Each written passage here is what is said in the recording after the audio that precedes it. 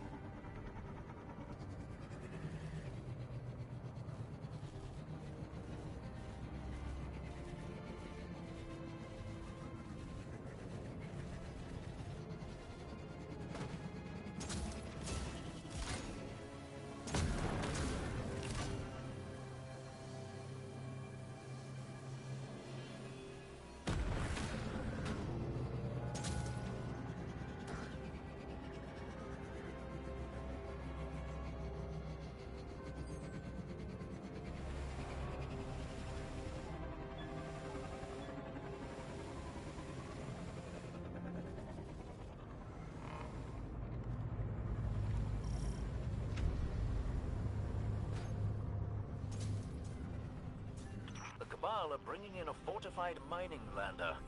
I believe this means a resource grab.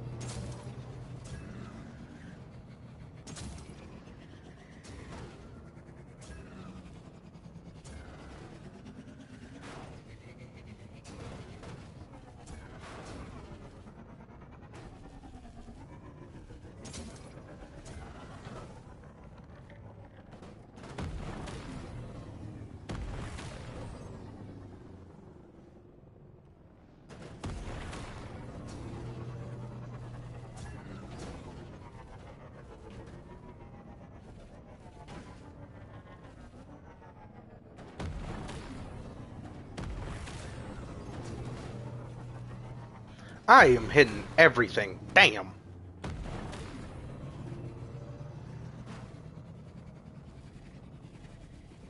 The beautiful thing about these places is that I actually got over that rock with the basic Sparrow.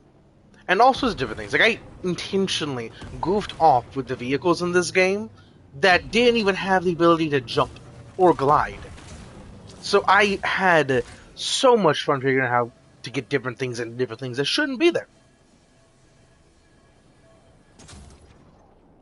And the only real sucky thing about Destiny 2, when it comes to like progression, and not, I'm not talking about character progression, I'm talking about story progression, is because things like this, technically, I don't think the shard should still be here. Because the Traveler fixed itself and all that stuff. So technically, that should not be here. Same with a couple other things that should just be changed. Like this is for an example. That entire destination should be really altered because of the season that completely changed Nessus. And stuff like that. With that said, I do not think a Destiny 3 is needed. Destiny 2 should stay the only game for Destiny, or the last game for Destiny, because Destiny 2 has so much it could do. Just, I don't think Bungie should ever have this. Bungie should not have laid off the people that they have. They should not have done a lot of different things, and should really prioritize the field. Not necessarily the loot, or the loot is part of the field, but different things like that. The art direction. Like, imagine an ever-evolving landscape where, like, even the EDZ could get a overhaul. And people have talked about, like, the destinations themselves getting changed, which would be amazing. Like, being able to go into a destination and having the ability to have a higher tier thing, where you have a higher chance to get loot. Stuff like that would be amazing. And they could even make new little secret areas that people have to find, and it could even be like some areas you have to have a community event around to actually open it. Like imagine sub-seasons, not seasons themselves, and seasons aren't really a thing anymore. They're expansion passes now with the season itself tacked on, but imagine, if you will, every other couple months, like every 3 months, there is a new sub-season. And I say sub-season because I do believe these are way more than 3 months, and they have their own separate thing, and they are tied to the season itself, or the expansion itself, which is why this is called Lawless. This is part of the Lawless Frontier. This is the pass to go with that.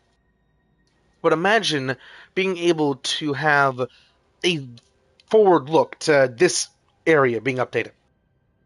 Excuse me, I had to rip that. This area being updated, and this area being updated. And I don't just mean like one section of this. An entire area as in a destination being completely changed. Like, for an example, it should start off with Nessus. Because that should be the easiest to update, because Nessus already has so much in the files for being updated. And literally just bring everything from the season where the conductor showed her very robotic face. But that's being the simple one. And then there is one for trying to think.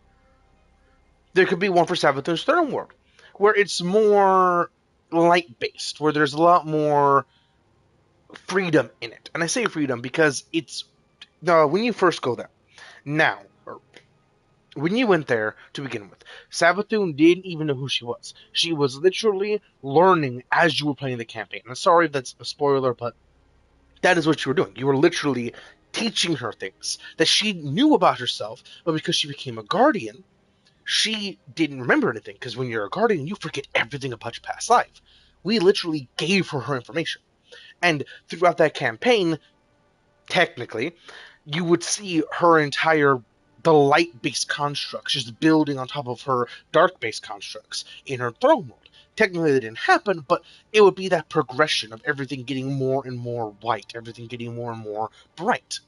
Something like that should be an evolution on that throne world. Still keep like the POIs, the main areas, like the tower itself, stuff like that. But the mesa into the pyramid ship should get changed a little bit. Like places that are more outstretched should get the overgrowth of the light. Because Savathun 1 isn't there. She is not in control of anything, but it is her subconscious mind. That's what a throne world is.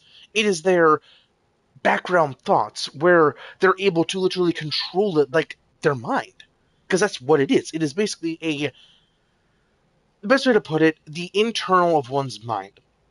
That mind space being folded outward into its own separate subdimension, its own pocket dimension that people can literally go into, and because of that space, they're immortal. The one that has the throne world. Technically, anything can have that if they have a worm, which is interesting. And with that, actually, shouldn't this collapse? Technically, since because Savathun exercised her worm, she should not have throne rolled anymore. Why is this still stable? Maybe it's the light itself, because the light is creation. Technically. Both sides, light and dark are both sides of creation. The light is the physical side, the darkness is the subconscious side, which is why darkness-based entities, such as the worm, the hive, and all those different things, can make a subspace for because of their subconscious. It is kind of touching on the other side of the light, or the other side of reality, which is the light, like how Void does. Void is technically touching on darkness because it is the space in between stars, planets, celestial bodies, which technically is not physical, but is still part of the light because of how things work. I love how this game just deals with that stuff. And I say deals because it could explain, not explain, but expand into so many different things. Like imagine, okay, the subclasses could be expanded upon indefinitely. Technically, sure, there's only 3 light and technically 3 dark is how it should go. Some people think resonant would be one of the darkness, but technically it will be something like prismatic, because in resonant is the witnesses thing. Technically, it would be something like that, where it's its own separate thing and not part of the light or darkness, because it's technically not light or darkness. Resonant is the witnesses element, the thing that it used. They used, and I say they in literally they are multiple. They, because technically that's how that would work, but they used to be able to manipulate things around them and basically have a mixture of light and dark in the subconscious becoming physical, or invisible becoming physical, and meshing the two and being able to force things into reality. Literally controlling physicality itself, which is why they're able to make so many different things, able to make the pyramids, so on and so on. The entire Golden Burst was its own desire to do that, and different things like that. But the thing I was wanting to talk about is technically these subclasses can expand indefinitely. They can do so many different things because, like in lore, there is multiple guardians that bend these elements to do some impressive shit. Like for an example, Ikora Ray. You only see this in like a couple missions, like one in the Witch Queen, one in the vanilla game, but that doesn't exist anymore. And I say vanilla game because the Red War campaign that doesn't exist anymore and really should. You actually see Ikora Ray cast supers back to back to back, and also just fly. Ikora Ray is a warlock, so she can float. Technically, if you go by the base game, but she can just fly like Superman. She has no worry, no care in the world, just gone. Which that is a bend and a control of the abilities. Some Titans, like Saitan, has the ability to just create a wall that instead of blocking all damage through or through from the enemies or through from your allies can still shoot through it, which is bending the ability itself. So with those fundamental concepts, you could bend any of these into so many different things, which is part of like the Destiny 3 concept and what Bungie has talked about of expanding the subclasses where you're able to like basically have prismatic as your base kit and able to bend everything where you're able to be your own guardian and not part of the 3 classes. That's something I've heard for Destiny 3, and that would be fun, but I don't think that should really work in gameplay. Like, you should keep the three base characters, have that synergy, because then there will be one base build that is perfect. This is meta, because I forget what this quote is from, but somebody said a while ago, if you let your gamers just play, or how to put this, gonna butcher it, but it is, if you let your gamers meta the fun out of it, they will. And that goes for anything, be it industry, be it anything. And I say gamers, but technically it works for anything. If you let somebody meta it, able to observe it and manipulate it and abuse it, for lack of a better word, they will take the fun and the enjoyment out of it. Because it's, at the end of the day, just numbers. Crunch them and get the right example, the right thing you want. And that would be a thing in Destiny 3 if it has no classes, one subclass. That would just break everything. But the expansion of the subclasses could allow extra supers, extra sub or extra class abilities, extra movement kits, all sorts. They could expand the concepts indefinitely. Like something that I would love to see in like an anime show or just in general when it comes to Destiny 2 stuff is Titans being able to wall run. And I know that sounds weird, but hear me out. Technically, what is the ground when you're dealing with space terminology and stuff like that? Because the Guardian goes to space stations, walks on the side of them, walks along the edge, and stuff like that. Is that the ground? And if so, what dictates the ground? Is it just where your feet are, or where gravity is pulling? Because technically, gravity shouldn't have pulled you that way on the space station. Technically. I had to burp there again. So, with that, there could be a way for Titan to plant their feet on a wall and say, that is the ground. And now I'm running on said wall. Technically. And that actually makes sense when it comes to the warlocks being able to bend their abilities and anyone else being able to bend their abilities. And if it is implemented in gameplay, it should only be a arc Titan extra movement ability, like how Hunter has the blink and Warlock has the blink. They really need to add more things. Technically, both blinks are different. One's arc, one's void, but they really need to add more movement abilities, class abilities, all sorts. But um, that extra movement could allow them to just wall run, where it's like a strafe type of movement where it doesn't give them a lot of height unless they do it right, but even then it's not really for height, it's for the ability to wall run. Where you can pair it and go from wall to wall to wall, but possibly not being. There we go. I said there we go because I just thought about it. The downside to it, because every movement has a downside. The downside to this is you can't fly that long, but you're able to stay on the wall a lot longer. You're able to actually run, grab onto the wall, and then move on it like your own platform, like you're jumping on the ground and able to run around in that 2D space. Think about it like that. But you're able to jump and move your 2D space to the wall, and you're able to run around there, jump again to another wall, 2D space, so on and so on and so on, to allow you to have that fast-paced, unique Titanfall-esque movement. Where it's not Titanfall, you're just running across the wall. You're able to grab onto the wall and just move. Hi, viewer. I did not actually. Huh. I wonder if you both joined at the same time or if I've actually had another viewer the entire time. If I have, thank you. I'm guessing they both left. Okay. Because this is for future people wanting to watch these things and stuff like that. It is kind of depressing that people don't want to watch my stuff, but that's not why I make it. But, as I was saying, I do think that the expansion upon the subclasses is a very cool way to do it. And something that they have talked about is being able to take the entire basis of prismatic. And I say the basis, where the basis in concept is being able to bend all the abilities into one, all the subclasses into one, and make your own general thing. But the base for me is transcendence. Being able to break the boundaries and just explode in flavor and color. Now, I think, or how about this?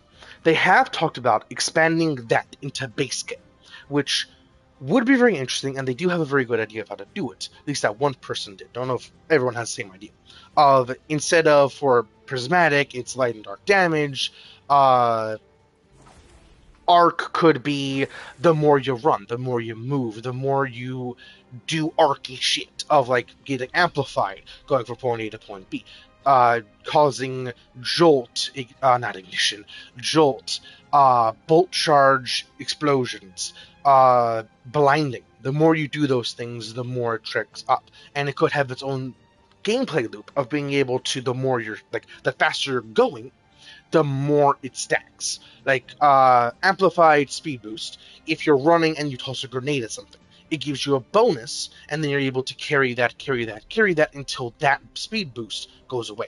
Like a score multiplier in a skate game, where you're trying to keep that going. And instead of prismatic, where whenever you pop it, you get the ability overdrive that it says. Does it? Yes, it does say that. The ability overdrive, where your abilities are insane, it could I think that really should be just what it does. I don't think it should actually give this or anything similar to this. Because, and I do think that should also get expanded upon. I've said this multiple times, but having only one grenade per class isn't that good, and being able to just turn it off would be amazing.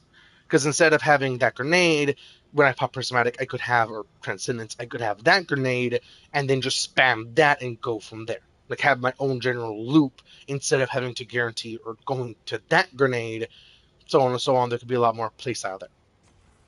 But they talked about introducing the entire kit there, that entire concept into all the base subclasses. And the way they could do that pretty effectively and pretty funnily in lore is have the Eclipse Energy part of base kit. And there has been multiple videos on Eclipse Energy, what it is, what it isn't. But the base concept to it is that it's fourth dimensional, being able to turn on and off paracausality.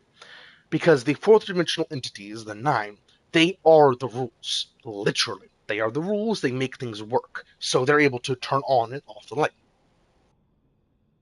And darkness equally. Excuse me, I had to rip there again. Being able to turn on and off and turn it up at the same time. We only saw one half of what Eclipse can do. Technically, it can also be turned up. Turn that dial all the way up and just explode something. Technically. But that could be how they introduce that into the base kit. And at the same time, being able to buff, say, Prismatic, being able to do so many different things with that base buffing of the entire subclasses themselves. And the reason why I'm talking about this and wanting to talk about darkness is because technically, people have thought that the next subclass is going to be red for darkness, and then Nightfall came out, and that is red. So people think that is going to be the next subclass, when I don't think that's going to be what it is. I do think, how to put this, Nezarek's entire thing is nightmares. Nightmares are able to be subconscious, which is darkness, and that's why Nezarek's able to live on. He is literally the darkness. How's it going for our viewer? I'm talking about a lot of stuff, so sorry if this is just a lore dump.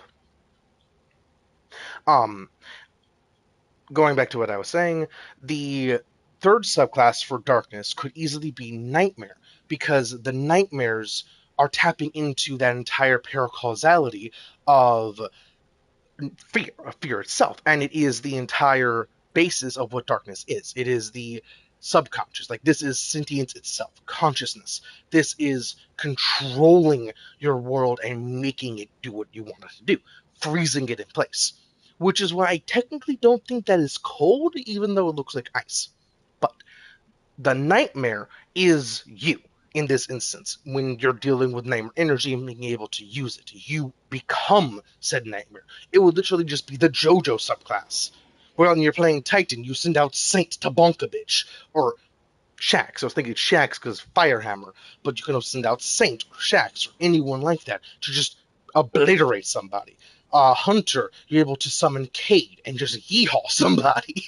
All these different things.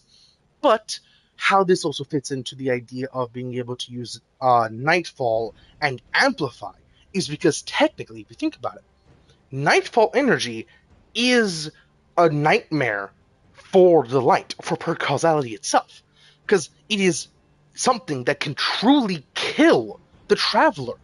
Anything of the light or dark can literally just kill it outright. There is no fighting that. Like, if they just shoot it at the traveler's dead. That is fear incarnate for the traveler, and for anything else that taps into that paracausality. And that's how they could actually double up on that, giving every class that boost in, don't know really what to call it, but the extra super, being able to have that breakout, that I'm amped, let's do this shit, and break out of the mold and just do some crazy shit with the light and dark subclasses. But also at the same time, tapping in to that third darkness subclass. They could easily, relatively speaking, do something like that, where it's a double whammy, where the expansion that goes into the entire stopping the bullshit of the prophecy, trying their best to contain the Nightfall situation, it could easily be, relatively speaking, you go to Nezarec because it is fearful, it is terrifying. Going to Nezarec because he controls fear itself. He can whisper into your mind. And, relatively speaking, taming that power. At the same time, getting rid of Nezarec because you're able to tame that power, control it, manipulate it, and getting rid of Nezarec into the subconscious itself. Which would also make you extra paracausal, because if you could actually do that, you could just kind of never die, because Nezarec is truly immortal. The only truly immortal thing in the entire game. Not even the Traveler can kill him. But, with that, the reason why is because he is true fear. He is the god of fear, which is genuinely kind of insane to think about. But that all could allow some crazy shit. And I know I've said this multiple times, but I genuinely want to see more in this game. Like, imagine a class ability like this for every single subclass for every single class. And I don't mean thruster, copy and paste, but make it purple. That's lame. Like, imagine, off the top of my dome, instead of placing a shield, you just yeet a big shield at somebody. And the main gimmick for these extra subclass or extra class abilities should be being able to pop it while moving, like thruster, like not Icarus Dash, Phoenix Dive, like these different things that allow them to keep movement going. Because that's why I main thruster. I don't like these towering barricades, even though they are very useful. I like being able to move. Excuse me again. So, being able to have that constant momentum would be amazing. Now, I don't know what a void would be. I don't know what stasis strand would be. Actually, kind of know what strand would be. Strand should be like not a thruster. You're able to do a two-dimensional movement, but where you're looking, when you press that button, you will launch. You basically become the blade. Instead of being able to just punch or big punch, you become the punch, using the threads of strand as like a wrestler move, where you lean back and then launch. Or technically not just lean back, you're able to just boing, which should be used in the air, ground, doesn't matter, where you can able to use it to get up, and then boost again with your movement ability to get some serious height, but it takes time to recharge. Now, the balancer there is that it is very loud, could be easily very loud, very apparent, and you can't just dodge. Like, if you're in a gunfight, you have to turn and then do it, instead of thruster, where you're able to just dodge and keep on target, which is what's beautiful about thruster versus the hunter dodge. Because hunter dodge, you're dodging the damage, but you go in third person, and you can't keep your gun on target. With thruster, oh, you can keep that shit on target, on the head, the moment it stops, beam them. Because they do expect nowadays, but when it came out, people were not expecting a Titan to just, nope, and still kill you. And I did it so many times. But, um, that movement should be applied to different things. And not thruster movement exactly, but something like that to allow you to keep going, keep moving. But I do know the solar one would be a rev. Like, imagine instead of giving you a speed boost or anything to do with movement, it just keeps you going at the same speed. Like you can pop while sprinting and still be sprinting. But what it does is when you're sprinting or when you pop it, you crack your knuckles and rev the solar energy inside of you, which could pop a little sunspot, not a full sunspot where it has the same amount of time, but that general thing where it's popping it, you get these buffs, and it's like for a little bit. If you have Fingers Cradle, you're able to give it to your teammates, give that instant boom. But like it lasts for like a second, regardless. It's instant boom, but that's going. And able to rev up Roaring Flames, where if you have, say, no stacks, you're able to rev, boom, have instantly one stack. Say if you're at max stacks, you're able to rev and keep those stacks longer, because they last for like 20 seconds. So imagine you fought your fight, but it's going down. At about 1 second, you're red, and now you're back at 20 seconds, keeping that going and going and going until, well, you can't go anymore. Now, I don't know what it would do for consecration, but that general concept, the base idea it could have for consecration is it sends out waves of fire when you rev, but that makes the class ability more damaging. Even though I did talk about the Strand one being a melee attack, that just seems a little bit busted. And I do think some class ability should tap into the subclass itself into more severe ways. Like imagine a Warlock one for Void, where when you do it, you're able to, instead of tossing a black hole bomb, it's more like a white hole, where, relatively speaking, not really a white hole, but able to basically toss a area of no, where it nullifies everything in it. Something like that, where it's an instant boom, you cannot do shit. And not like a Void Titan bubble, but something relatively similar, where even your own damage doesn't work in or out, where it's just a complete no.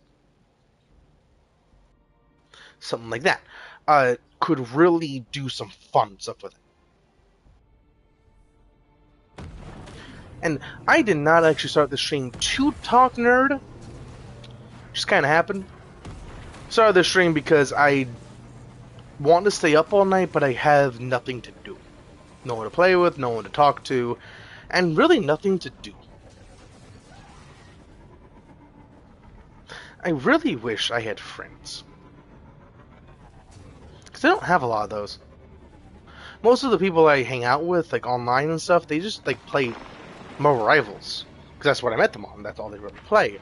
No one really, that I know, relatively speaking, expands their gaming portfolio or anything like that. I wish I had people to play with, hang out with.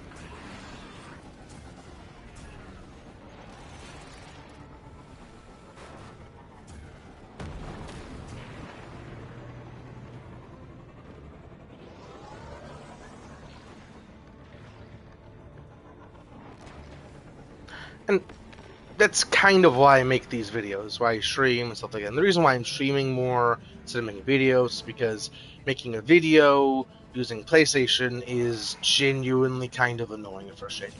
Because I can only upload, even in the app itself, only 60 minutes. So if I'm wanting to edit, like, say, an hour and a minute, I can't even put it in the editing software, and that could even be like just clips itself, like 130, 110, 130.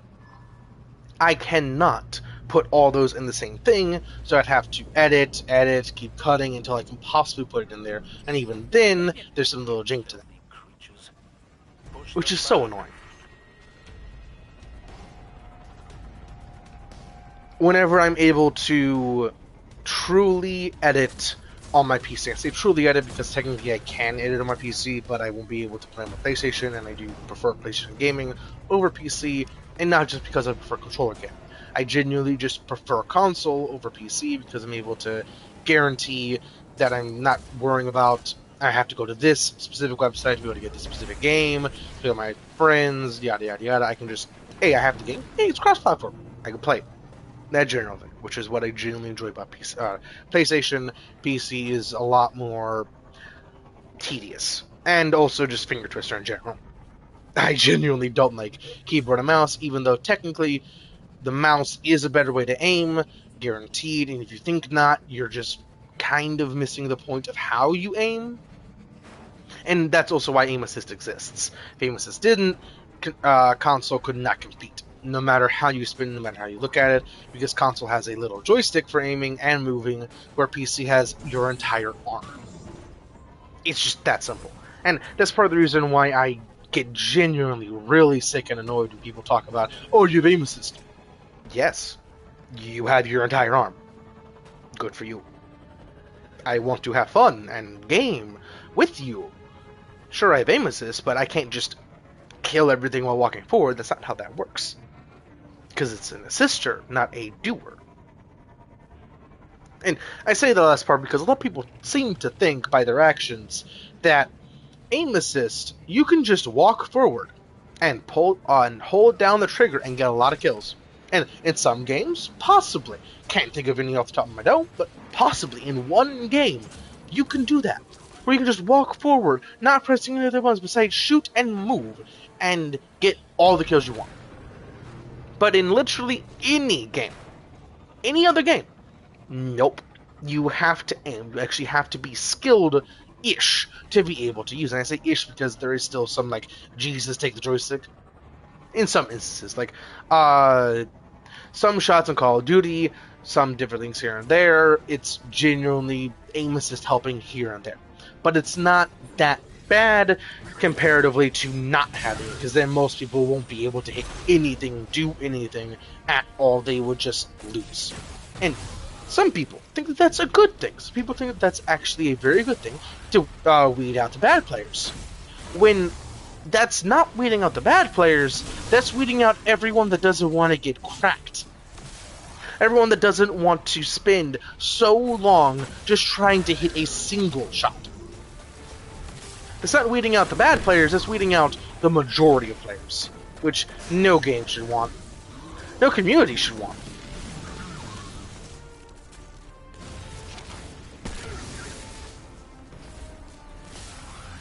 Games are meant to be enjoyed by everyone.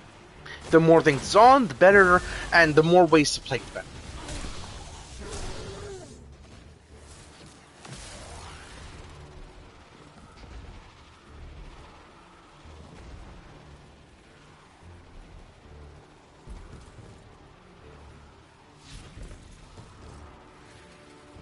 And something kind of cool, because aim assist is an in-game thing, there's ways to meddle with it. Like, for an example, in Destiny 2, the Hunter dodge completely turns off aim assist. Completely turns it off for the attacker, where they cannot stay on target easily. And I say easily because they can still stay on target if they go with the joystick.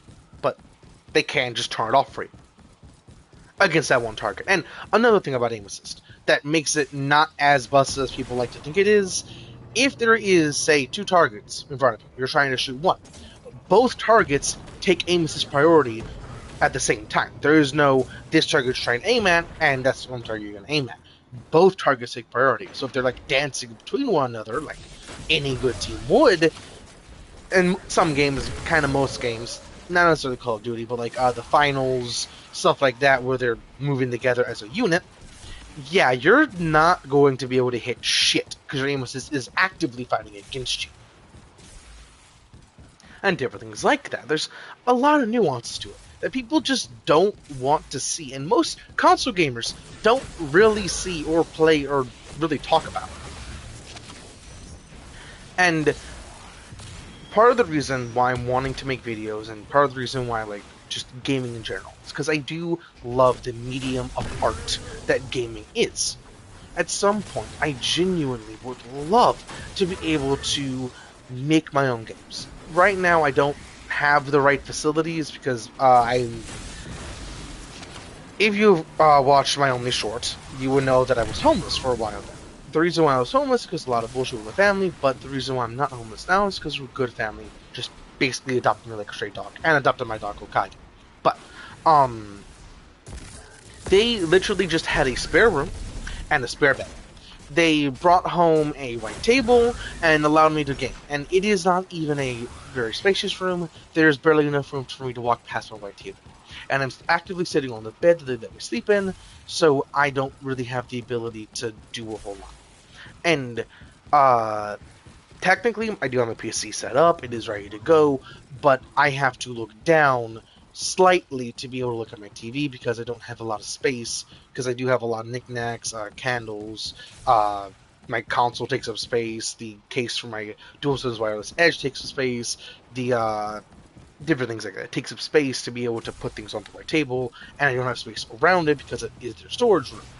So at some point, when I'm able to actually look directly at my TV without having to like lean down to read things at the bottom, read fine print, blah blah blah blah, I will start making games. Guaranteed, the moment I'm able to, I am making games. And the first one, like I said a whole lot, and I have made a lot of videos on, is going to be RRP, Reaper Recruitment Program. And everything I've talked about thus far, when it comes to game design, when it comes to expanding concepts, relatively speaking, not necessarily like Destiny 2 specific things, not even at all Destiny 2 specific things, because I don't want to rip off anything, are going to be part of my gameplay.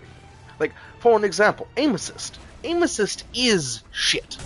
Like, aim assist, at the end of the day, will fuck you over, even in PvE. Like, if there's multiple melee enemies and you're trying to just shoot one because it's about to fuck your shit up, another one could be weaving in and out of that one sight line, fucking you over because you need to kill that one. The other one isn't that bad of an enemy. I thought I could land there, but there was no ground. But the second one, weaving in and out, is not a big enemy. It is just a basic bitch. You kill it. Another one shows up. Oh shit, because the big one's about to slap your shit.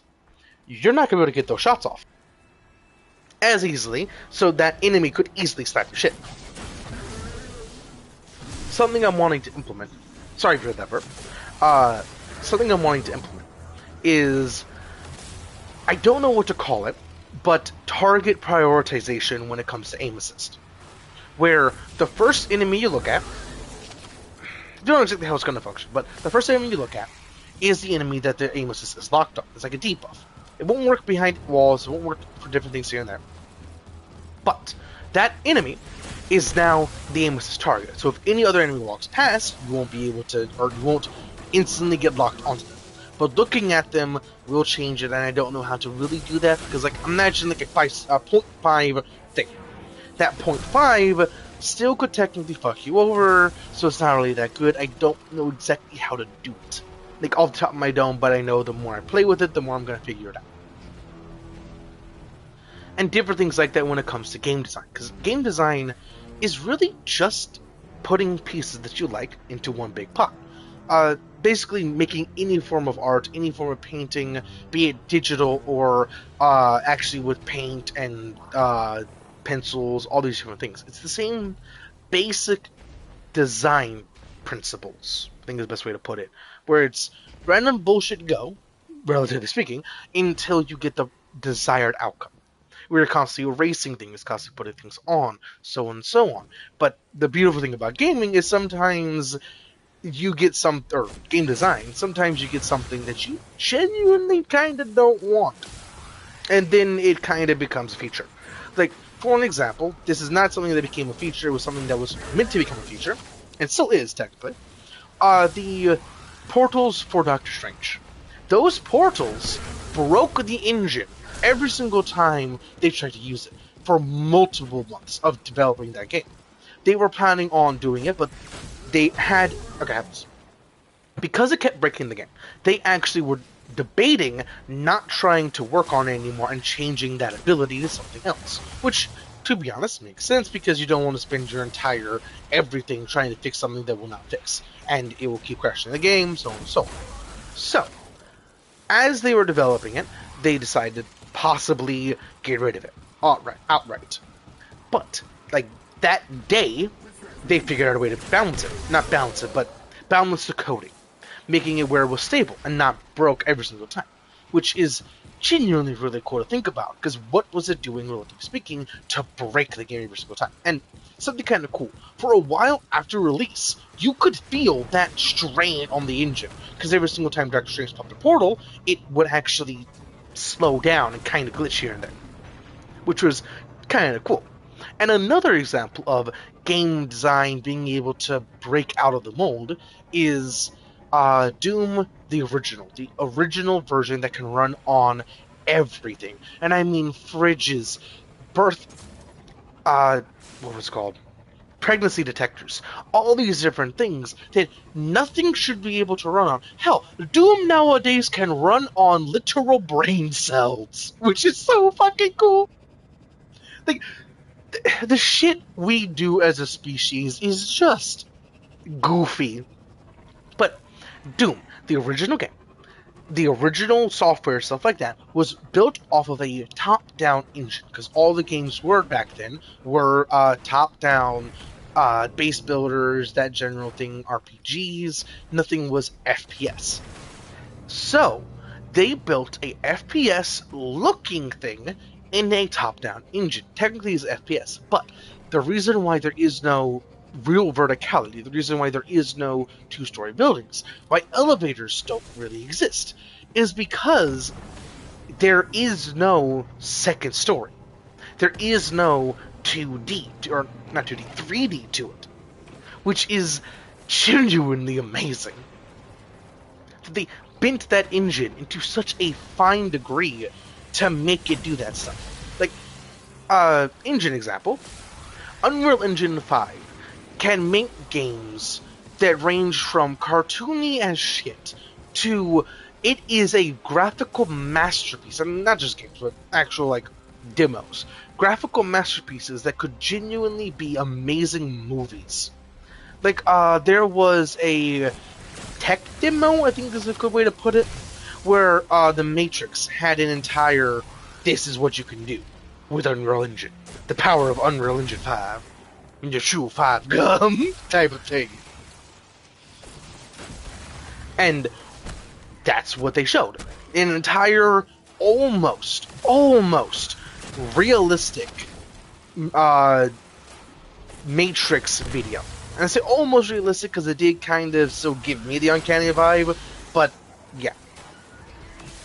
It's just so cool how technology functions and how engines and shit can actually work. And knowing all this, I know that it's not going to be easy making the game I want to make, because RRP is a movement shooter with looter shooter elements, but not where you have to grind your absolute insanity out. Like, okay, I'm not going to have loot protection. Just to talk about this a little bit, I'm not going to have loot protection. I'm not going to have things like that. I'm going to have specific, like, think of it as marks or frames, where this one gun has this roll, this column, let's just say. Let's go with Destiny 2 terminology. This column can have Trench Barrel, can have all these different mods, and it might have a second column, which is very handy, but every single time you get a roll of either or, that roll stays for your character. You're able to go into that gun, not necessarily that specific gun where you might have to get another gun, but that gun will always be able to get those guaranteed. Where if you want, say, Trench Barrel and fourth time's a charm, just random Destiny 1, you're able to combo that together guaranteed with that gun. And you have to go to a specific thing to be able to do it, or it's not just in your inventory to make it a little bit better, where you're able to actually, like a crafting situation.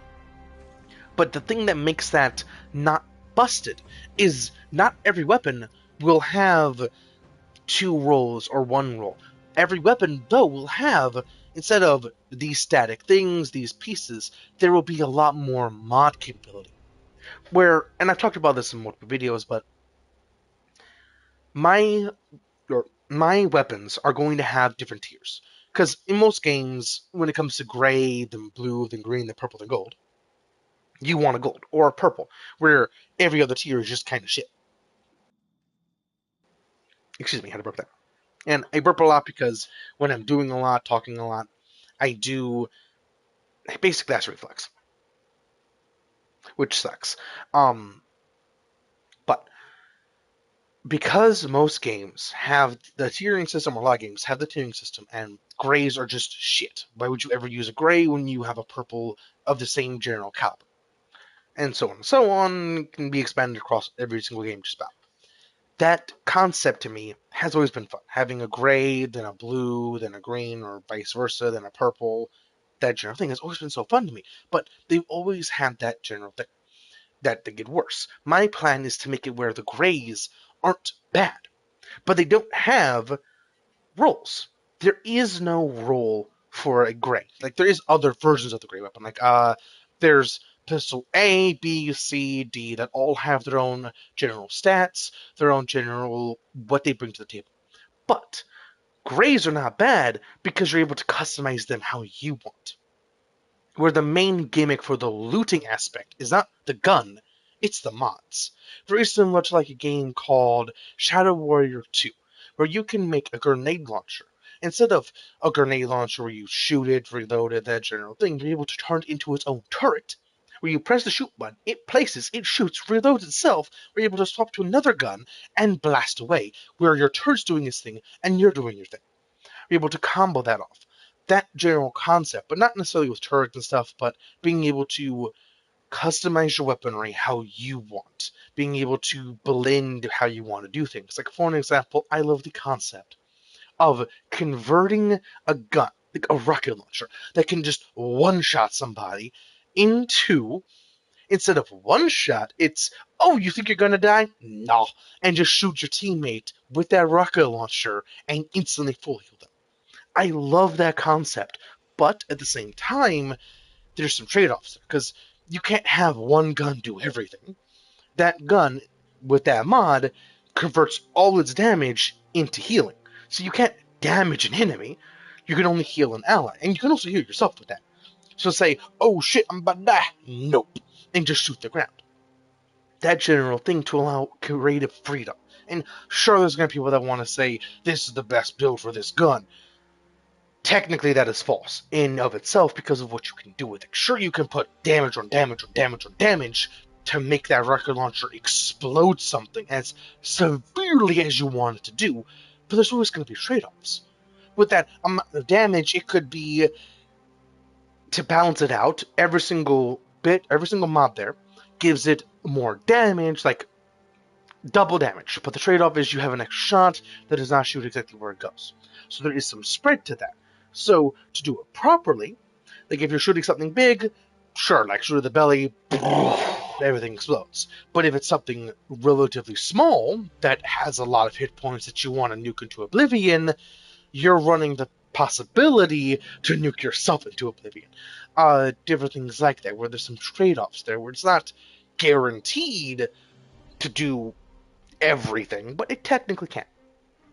And different things like that, where there's more creative liberty. Very similar to like a game called Warframe. You're able to customize your guns to do some crazy things. Like I've seen those guns just do baffling things because of what you can do with those mods. But that's just how I want to make the guns work, and how I want to make them just flow and feel. And also the game is going to be so fun. And I say fun because I'm going to enjoy playing it. I will never make a game that I do not enjoy playing. The people that can truly sit there and make a game that they themselves do not enjoy playing shouldn't make that game. And I'm not saying like bad on them. Just why are you making it? If you don't enjoy it, why make it? It's like Stanley Kubrick? I think that's who made the Avatar movie, the live-action Avatar movie. He did not enjoy Avatar. He did not like Avatar. The only reason he made Avatar, that movie, is because his kid liked him. And to clarify, that's the movie that had Ong instead of Aang.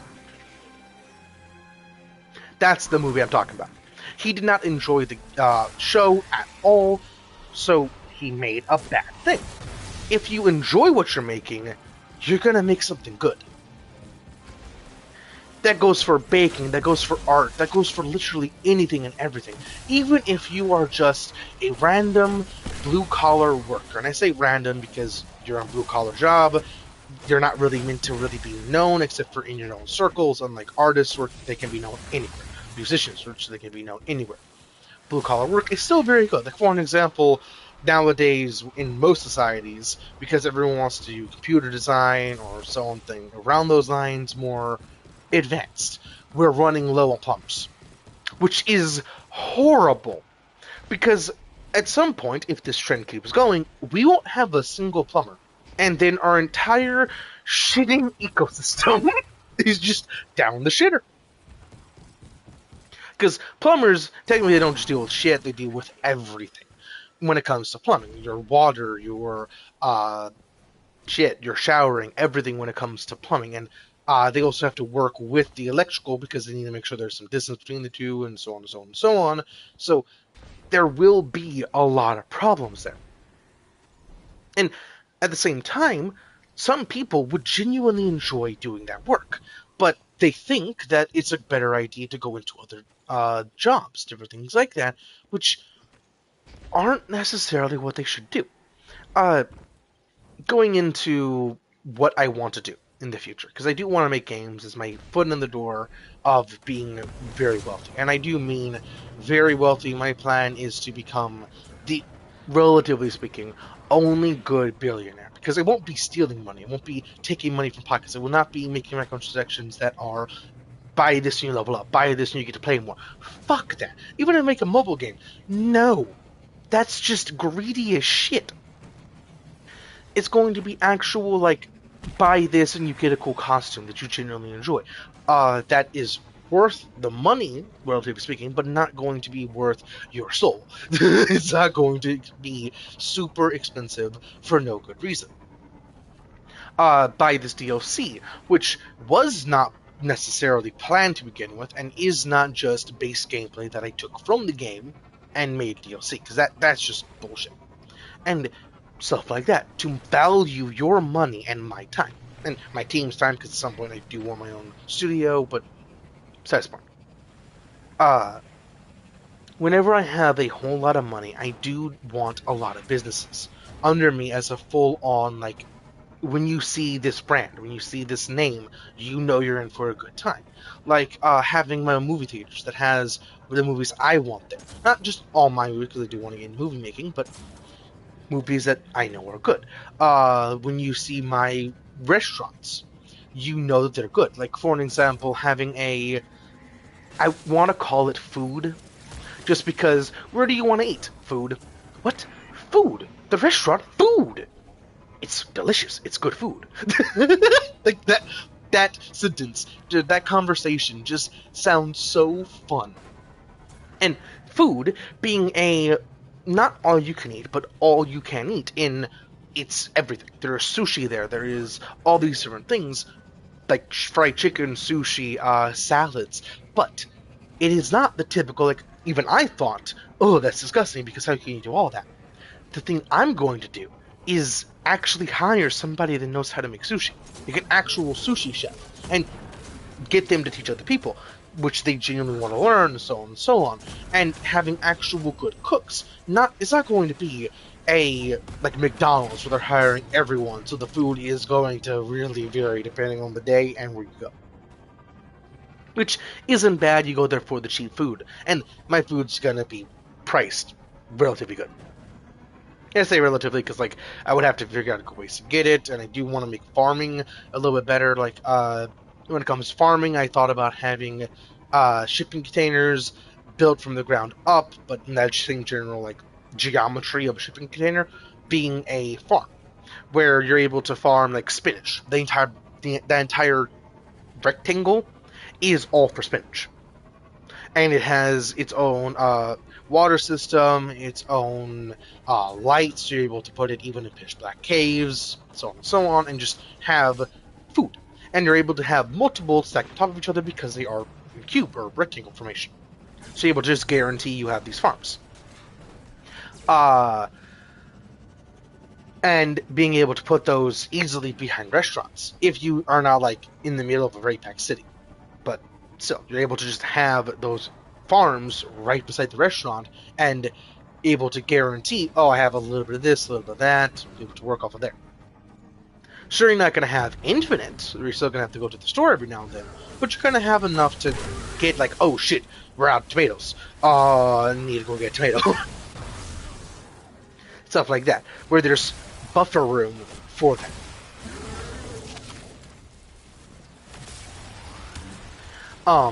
And also different things that rich people could do, but they'd rather just get more money. They don't want to help anyone most of the time, and it's genuinely kind of sad. Because, like, when you are number one, or relatively number one in your own mind. Because no one's number one. But when you're number one, every other number matters even more than if you're number a billion. Because number a billion doesn't have to really worry about number 100, number 50. They have to worry about those people because they're too far up. They can't even fathom the life they live. So why bother? But the number one has to deal about everyone else behind them because everyone else matters so much to them. Sure, like the penny that the homeless man is going to, or not penny, but the amount of money the homeless man is going to spend on your product, sure, is not the biggest amount of money that you're going to get, but it's still contributing to the overall thing that you're getting. And a lot of people just don't want to think about that. Think about how life, especially nowadays, is a massive ecosystem. Like, think about the amount of times people have gotten sick because something got delivered from a third world, second world, first world. How many other worlds are there actually? Think about it, but different countries that had something contaminated, and now that area that had it got sick. So did this area that got delivered it, and a couple other places that got delivered it. That is insane. Just thinking about it, it's insane how much that's evolved. Because previously, it's only been like, and I say previously, like in the history of Earth and humans, it's only been this one area got infected with this disease, so just kind of leave them to die, possibly go there later, but don't get sick because then you're going to just have to die there. It's only been that simple. Where it's not, oh, everyone got sick everywhere because this got delivered everywhere. Shit. And stuff like that. Which is amazing, and how everything matters so much more nowadays when no one really wants to think about it. Because, like, for an example, your music that you listen to affects your brain in so many different ways. Like, there's been studies where, if I remember correctly, different types of music actually will help you do different things. And not just like workout music will make you feel like you want to do more, lift more. It actually will help you study. If I remember correctly, classical, because of the tones and stuff like that, will genuinely help you study better. If I remember correctly, like taps in specific brain waves to allow you to learn better, or something along those lines. I forget the exact stuff with that. But if you think about it, that makes perfect sense. Like Ooga Booga. Because way back when, people made those musics for high-standing aristocrats that sure had a lot of money, but still had to do what they do. Still had to think, still had to constantly weigh every single option, because back then, there was murders for everything. Like backstabs that weren't just like corporate espionage where they're stealing your blueprint. No, they're gonna steal your fucking life. So they had to constantly weigh every outing, every possible scenario. And those are the people that listened to classical. Listen to Beethoven, or Beethoven. I say Beethoven because I do prefer that. But, listen to those songs so they actually prefer to think. And that, how do I put this? A lot of different things that you do are subconscious when it comes to how you act, how you are, how you do. Those people subconsciously need to think a whole lot more. Consciously need to think a whole lot more. So subconsciously, their brain was like, ooh, that's good food for me to think a lot more when it comes to the music they listen to. And different things like that. Everything matters to such a fine degree.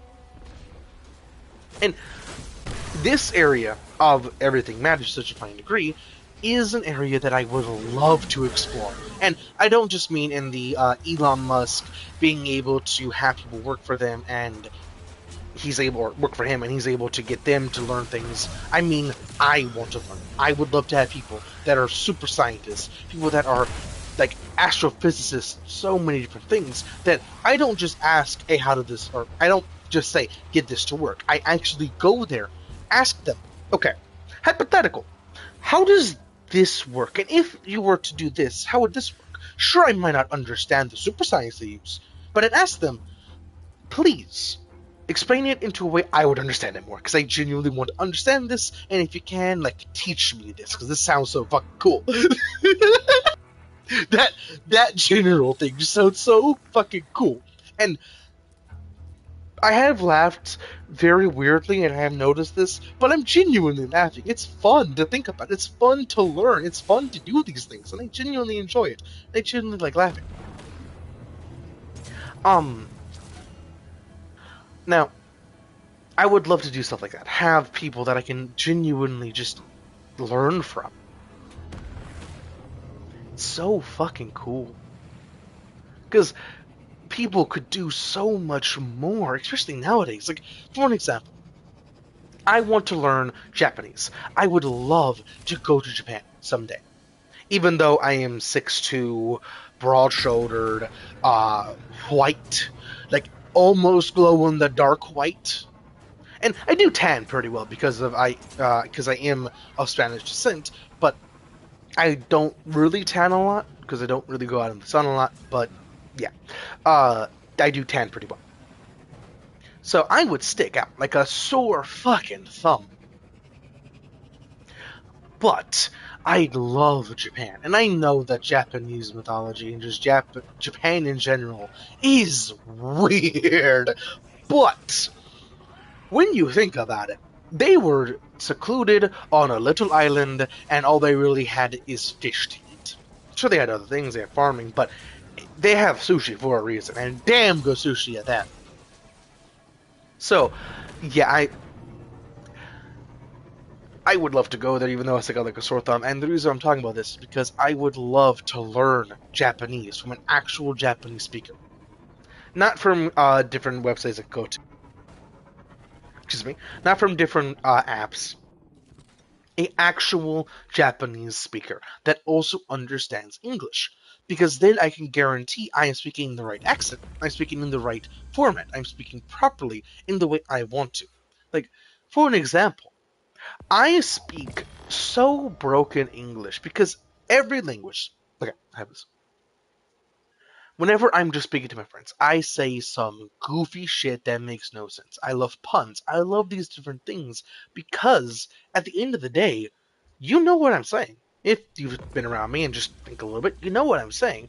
And that is what language is at the end of the day. It is grunts and noises that people say means things, which is so interesting to think about. And how about this? A grunt and a noise when it comes to pronunciation, when it comes to different things like that, means so much. So I would hate to actually get it wrong. And different accents and stuff like that mean so much. And the reason why I talked about butchering words and changing the meaning and making puns is if I understood the language very well, I could make puns. I could genuinely talk in the way I want to, and not in corporate jargon, or not corporate jargon, very sophisticated ways that most apps want you to learn, where it's the proper manner of speaking.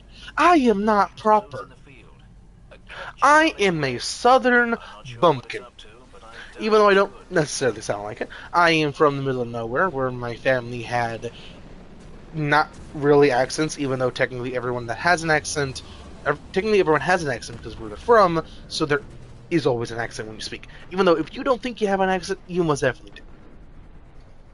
But that's why I speak the way I do, even though I'm from the middle of nowhere that slowly, painstakingly became the middle of possibly somewhere. And I say possibly somewhere because even then it's not really somewhere. And there was also a lot of just empty space around a building that was built last time I was there that was like a big warehouse that wasn't being used. Stuff like that.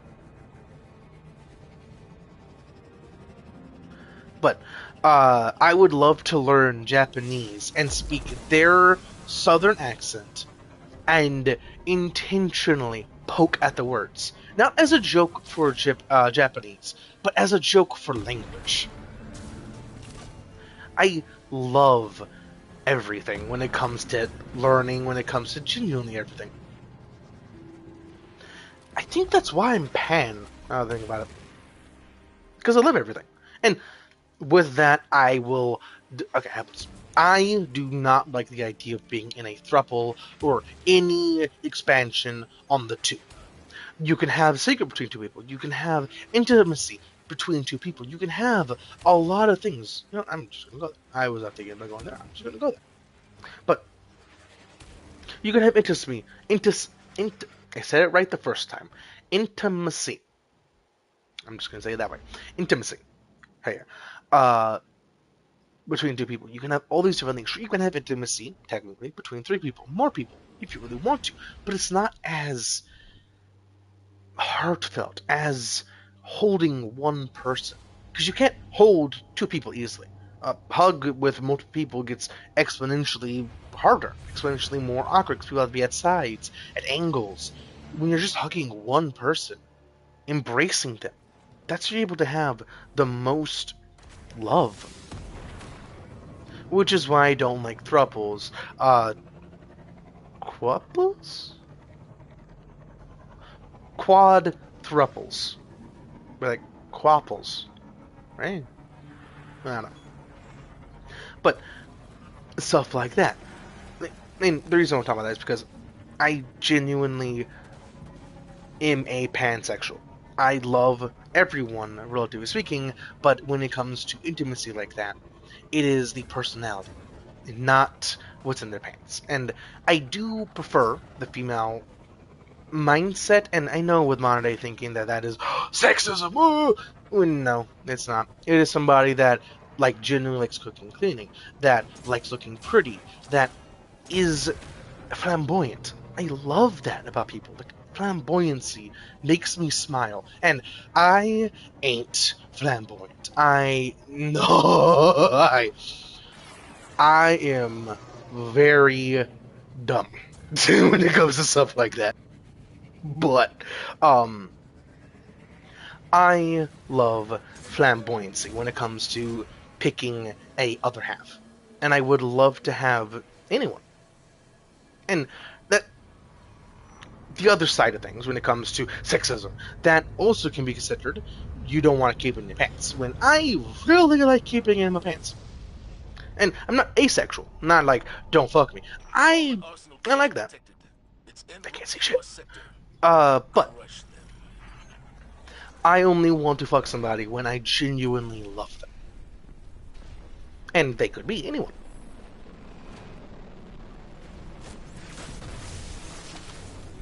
I just haven't met my one. Which really sucks. And not really that bad. It's not like really sucks. It just sucks. Because I am a love bug. Like, okay, I'll put this. Not even how to put this. Just, I don't sleep with pillows. I don't like pillows because I have a wide shoulder base, so pillows are very, like, yay or nay when it comes to comfort. Like, there is no, like, real good pillow for me. And I also sleep on my side.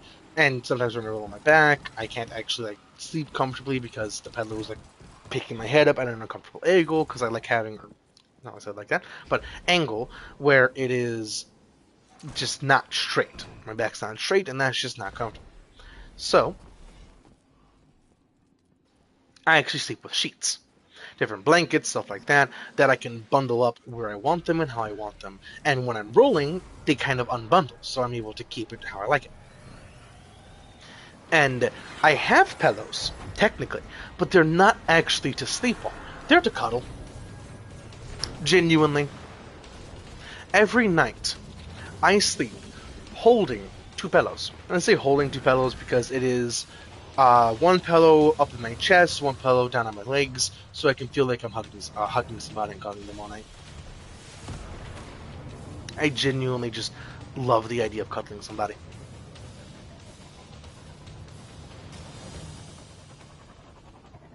And I'm saying all of this because why not?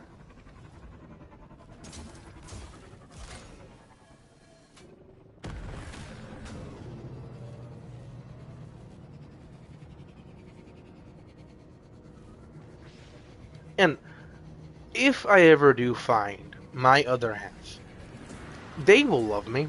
And I don't mean like in a they will love me or else. I mean genuinely. I will do so many other things for them. I will go out of my way to make sure they have what they want. Like, for an example, I know the tricks. of I go get food. I ask, hey, do you want something? And they say I'm not hungry. I will always buy at minimum a thing of nuggets or fries, or they don't go to like McDonald's, but a thing of food that is small, an appetizer, because I know that they're gonna want mine. And that's not because I don't want to share. I'll happily share. It's just because I know they're gonna want more. And hell, if I'm really feeling very mischievous, relatively speaking, that day, I won't even show them the other meal, the other appetizer. Like I'll get fries from my food, and every single time they steal a fry, I'll just put another fry in. Where it'll be like an infinite fry. So they can just enjoy taking my food, and I can just enjoy having my food. That general thing. Now, the only downside to all this is that I am, relatively speaking, very logical. I do like going Ooga Booga, but even when I go Ooga Booga, like when playing Titan, for example, I don't go next to Ooga Booga. I have never once been able to truly shut off my brain and just enjoy something. I always think about a whole lot of different things, always do a whole lot of different things. So, I would hate to just deal. I would hate to deal with just crazy for crazy's sake. Like, I get when it comes to a female, there is that time where hormones are at a all-time making them crazy. And I would deal with it. I would truly deal with it. I go on my way to get them whatever they need. But at the same time, there would have to be some compromise? I don't know, that's not the right word. Tell me what you want. Actually communicate. Genuine communication goes a long way. And that is all that I would ask for when it comes to like that. Because I understand. I fully do understand when it comes to like that. But it's, how do I put this? Frustrating when there is no clear answer. There is only screaming, yelling, and stuff like that. And I say this coming from a very, very fucked up childhood. Where it was only screaming. It was only, this is wrong, this is wrong. No true fixing it. And I actually got kicked out so hard where I was forced to move multiple states away at night because my family did not want to listen to me, where they're technically both right. My mom and dad were technically both right a lot of the time. They just wanted to keep arguing and yelling at everyone, including their own kids. And that is why it irks me. And I'm saying this from experience, which is possibly coming through, but my last other, and I don't consider her my ex, but somebody that was commenting on streams that I did thoroughly enjoy and still technically do, just wanted to make me hurt, for lack of a better word, because I try my best to listen to them. I try my best to genuinely help them. Like, for an example, I'm not going to see who they are, but for an example, they did not enjoy their face. They didn't. They genuinely hated what they looked like. Because, best way to describe it, and I don't mean this as a bad thing, they looked like B.J. Blazkowicz from Wolfenstein, but more feminine. And I did not mind that. They genuinely hated that because they didn't think they looked that pretty. Where I said multiple times, you're pretty. And they picked on me for it. And picked on themselves a little bit. Not necessarily picked on, but that general thing where they could not accept that. And got upset.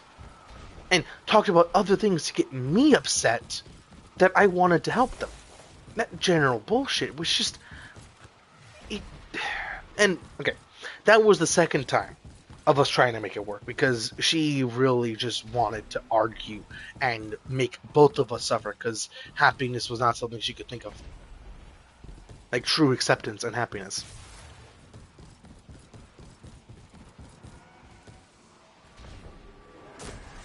And I'm saying all this because I don't think I've ever actually said all this on a video. I just got actually a funny video idea. I don't know what I do, like if I'm gonna play a game or anything like that, but the video concept is like a would you date me? Like a dating profile, but instead of any dating app, because I don't like those. Dating apps have always felt weird to me, and every single time I've tried them, it's just been bad. But uh, a would you date me type of video, talking about what I like, what I don't like, and that general thing, and going into pretty good detail, which would be interesting, but I don't think that that would really work for YouTube, like at all. But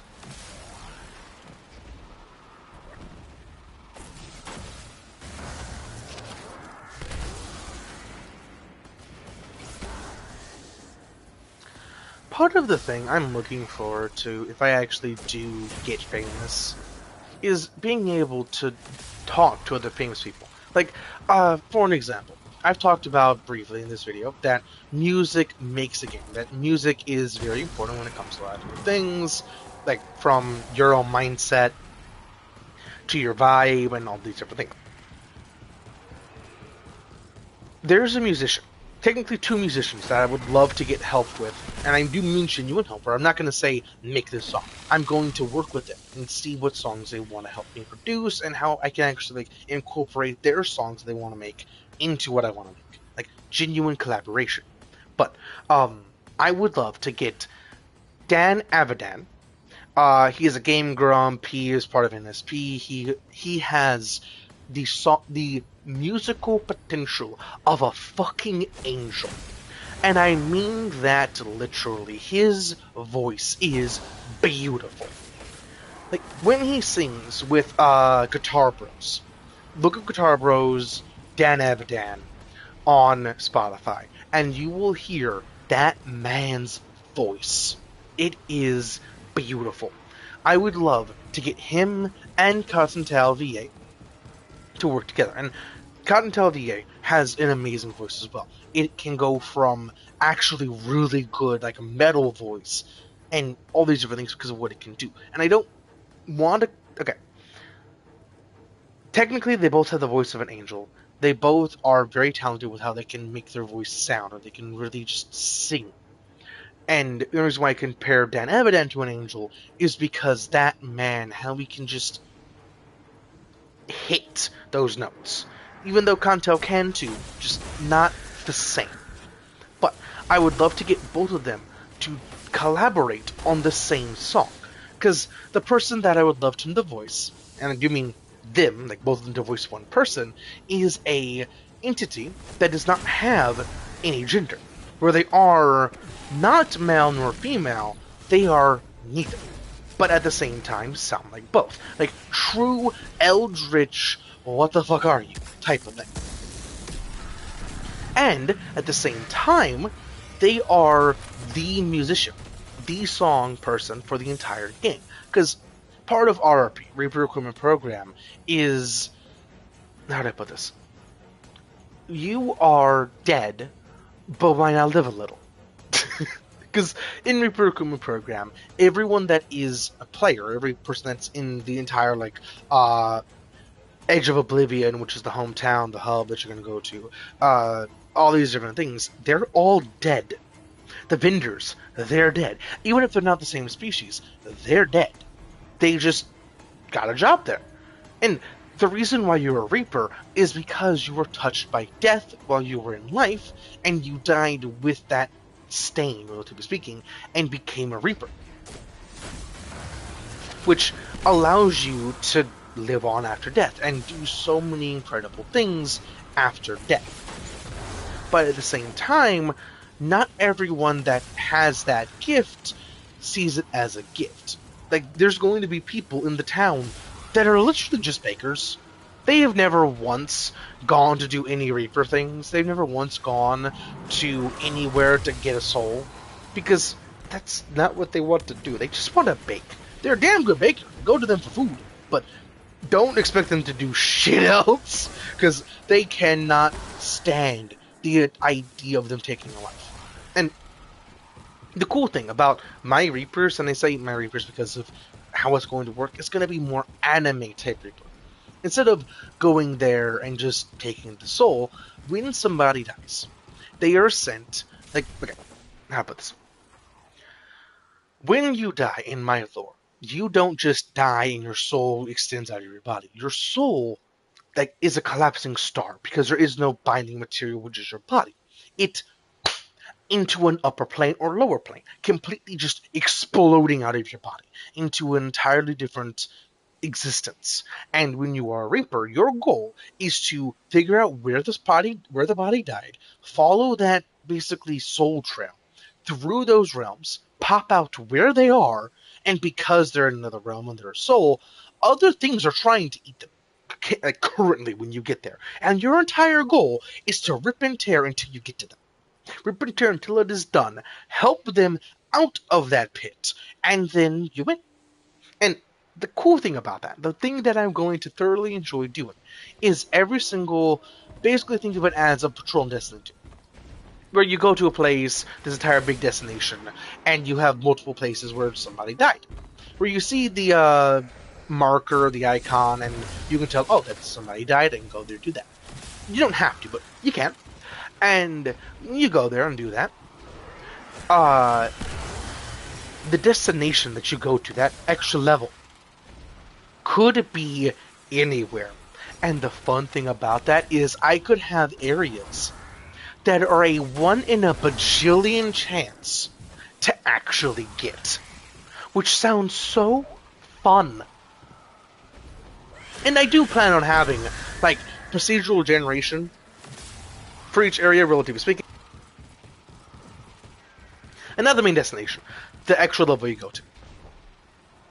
For each area you go to has, like, general procedural generation, but where there's, like, 20 minimum different places you can go to that all have a distinct style. Like, one of them is more the foundation of reality, where it's more like root systems, very basic in design. And then one that is like Elven, where it's so intricate and it's kind of blinding, where you just want to get in and get out. Stuff like that. And I say kind of procedural generation, because I do want lore and things to explore in those destinations and those places, even though there's going to be a time. And not every single one is going to be necessarily somebody died for the patrol things, where's like these things over here, because it is going to be very similar to this. But you go to something, and hell, this actually works. Because this guy technically isn't dead, but it is a nightmare, which is meant to be fearful, and is meant to make you scared. Because technically, it's not scared. It is just a amalgamation, not amalgamation, an approximation. There we go, of this guy that died, and is meant to make you fear. But you go to the thing, you interact with it, and you go to the place. And not necessarily every single one is going to be you go to another realm to get a soul. It could be like unfinished business, where you have to go do this specific thing for this dude because he has unfinished business. When he died, I don't know exactly how that's gonna work. Because I do want to go with every single time somebody dies, they go into that extra space. But unfinished business, I do want to still have a part in it. Like, when you get somebody back from the extra space, they could actually have unfinished business. And sometimes another Reaper does not want to do it for the sake of lore, because sometimes it happens. There's only going to be like one or the other, where it's going to be you go there, you go into the void, and bring them out, and boom. It could also be you go there, bring them out, and it could be an extra step to that where you have to do their unfinished business. But it could also be you go there, instead of going in there, you just have to do their unfinished business. And it could be, I don't know if I'm going to do that, where it's actually some other player did not want to finish it. But their unfinished business you have to go do and get them to be able to actually leave. And I do mean able to, because like unfinished business could be a true lock for them, where they can't actually go beyond. They're just stuck. And different things like that.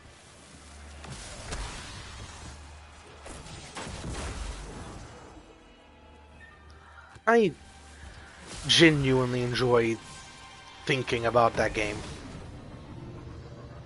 And I do, how do I put this? I have not fully delved into everything I want to do with that game. If you have not told, have not told, why am I saying like that?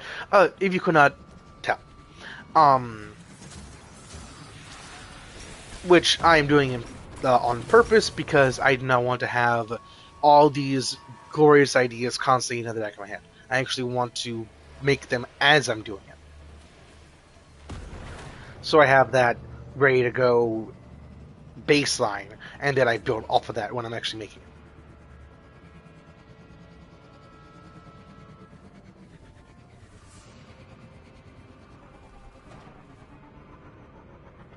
And another thing, I have talked about a whole lot about making a game, about being rich, about having a lot of money. At no point will that stuff be above my family.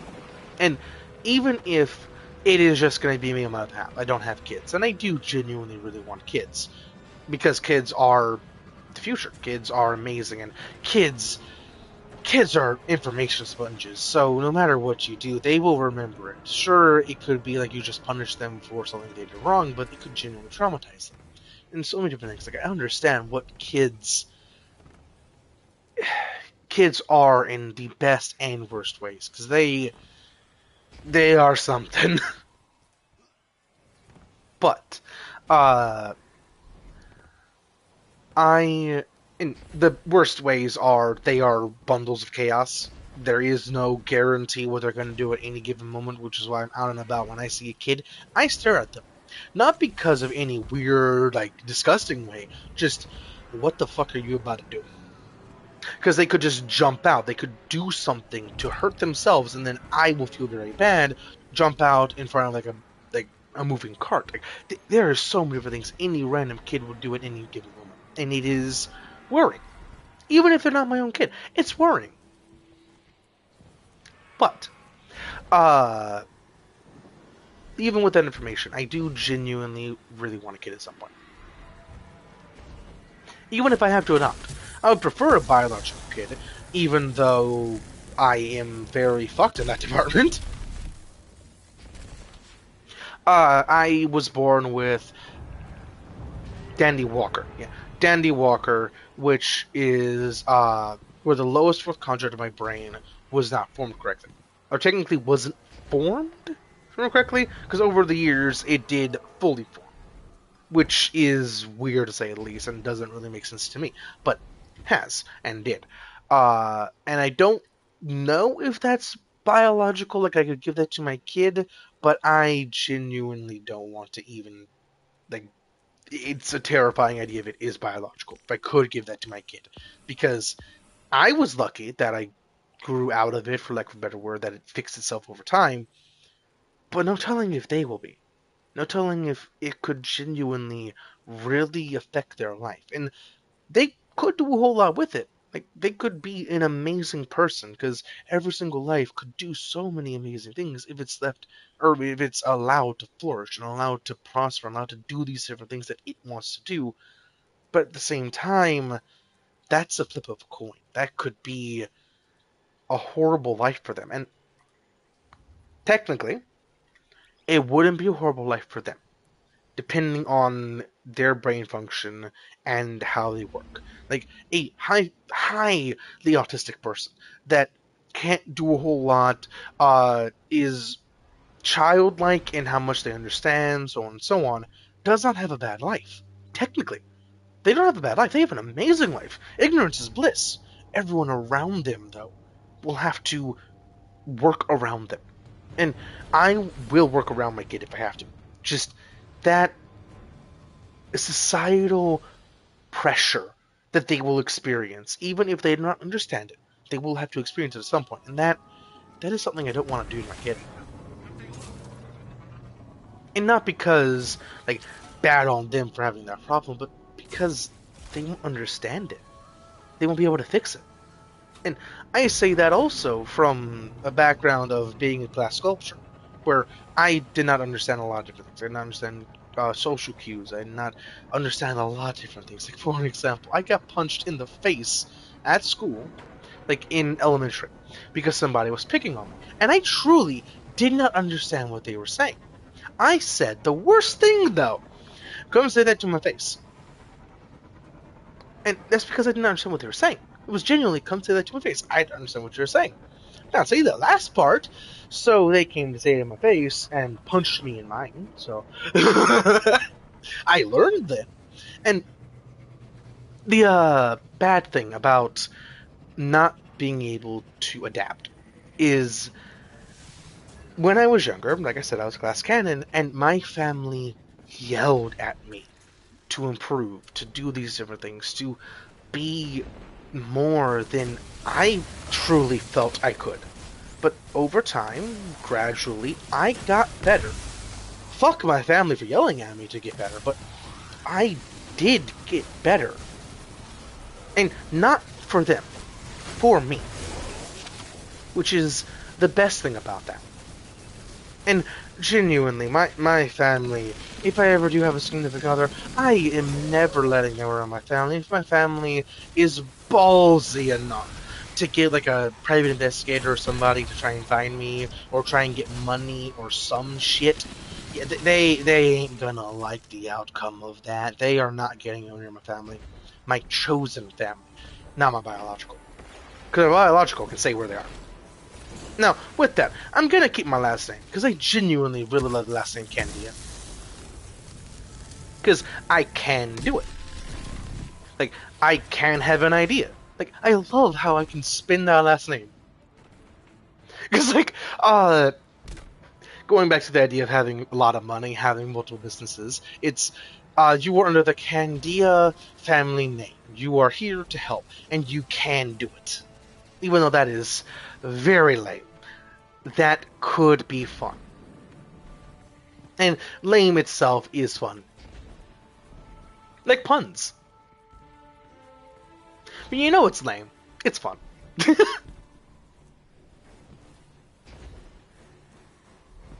Like dad jokes.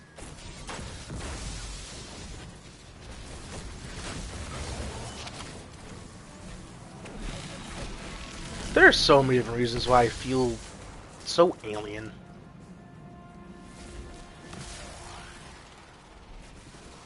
Because I am just a weird individual. And it also doesn't help that all my peers looked at me like I was a crackhead whenever I said anything. And it also doesn't help that when I was younger, I spoke at the speed of it. And I'm not joking, it was literally like an entire sentence in the matter of a word. And I don't even know if I do it sometimes, because I know how I slow myself down. I just did. Bad way to put it, but I did slow myself down, but I don't know if I do it sometimes. And I do think I do go maximum speed sometimes, but I don't mean to.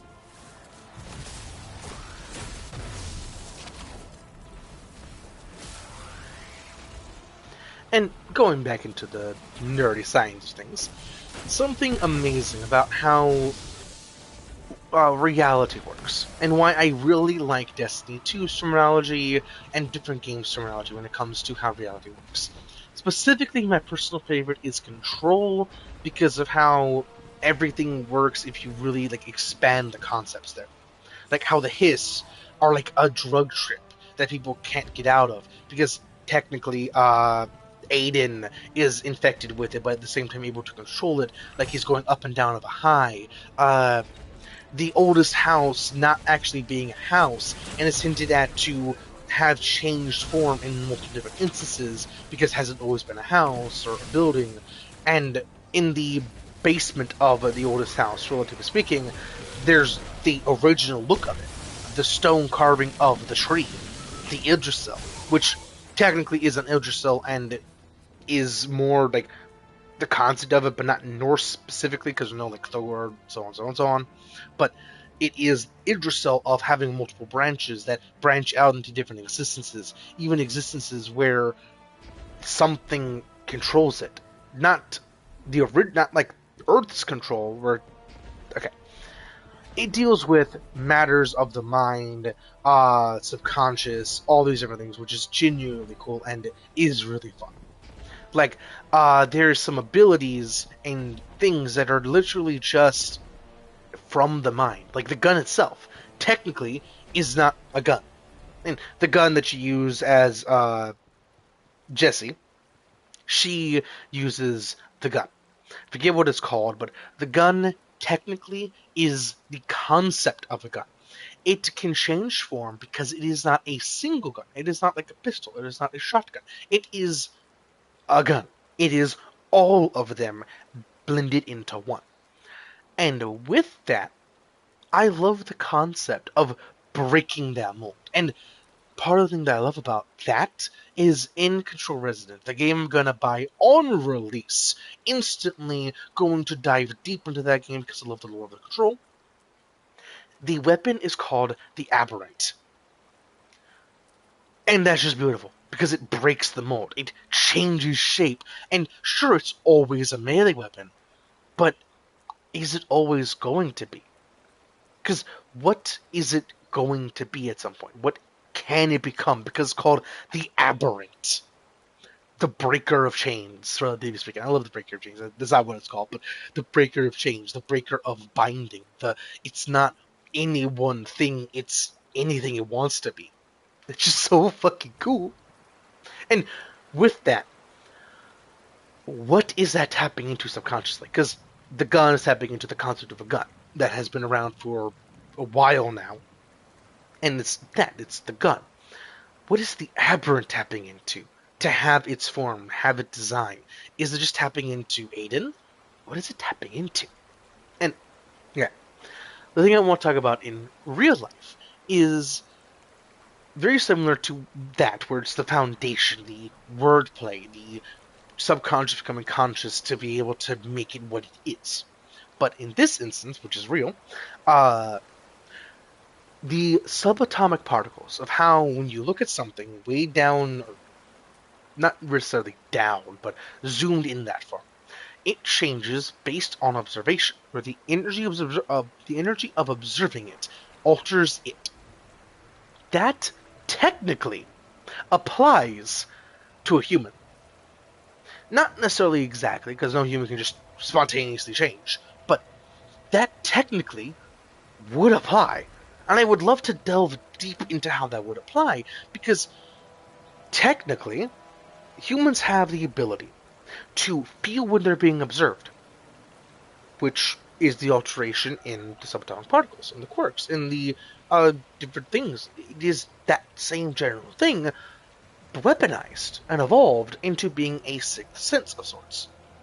That one thing could lead to so many cool advancements and changes into how the human body thinks of itself. And I say human body thinks of itself because with advancements in like psychology, stuff like that, we've been able to help different problems and help people more zen themselves out, for lack of a better way to put it.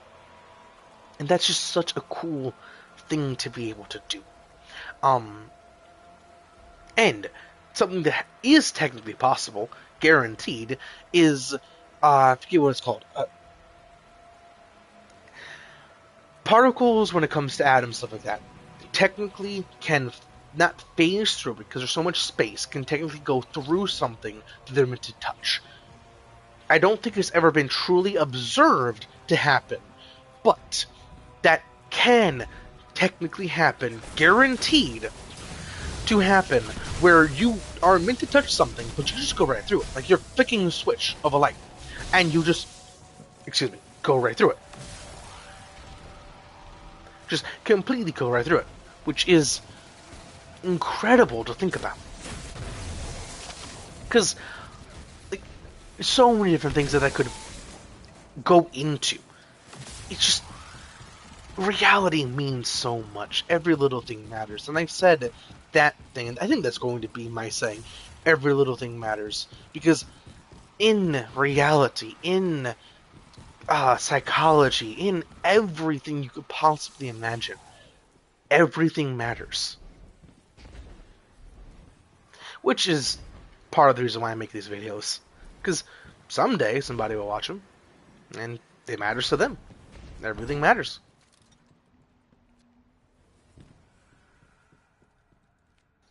And also, I do like the idea of people watching them whenever I do get famous, or like, oh, this person has a YouTube channel, and just going down the rabbit hole of my YouTube videos, which will be interesting, technically, but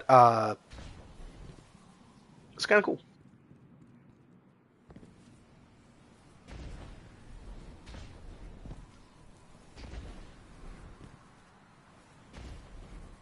Like, okay, every little thing matters, because, like, for an example, way back when Vikings were roaming the seas, they actually had shields of yin and yang.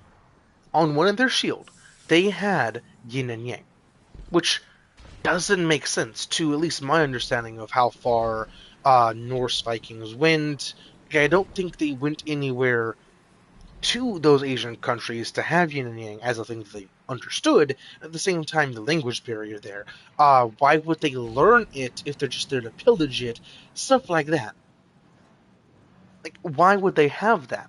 And at the same time, every single society on the planet has a couple mythical creatures in common.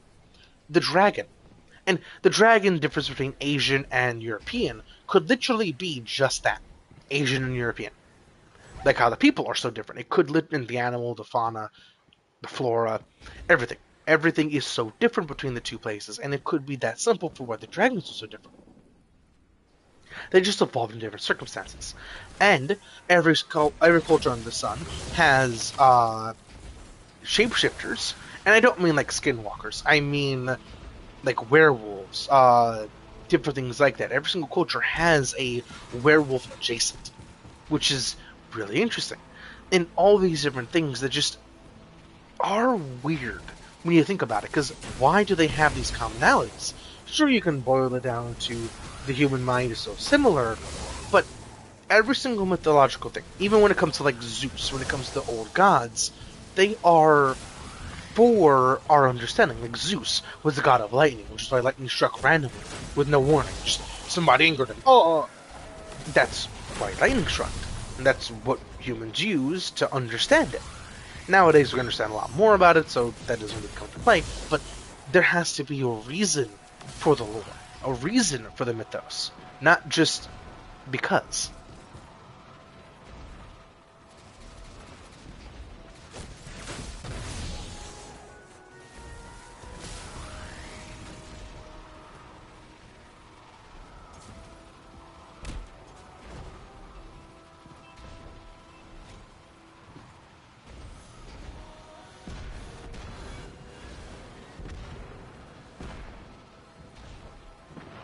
And I do love the concept of mythology, of different gods and goddesses.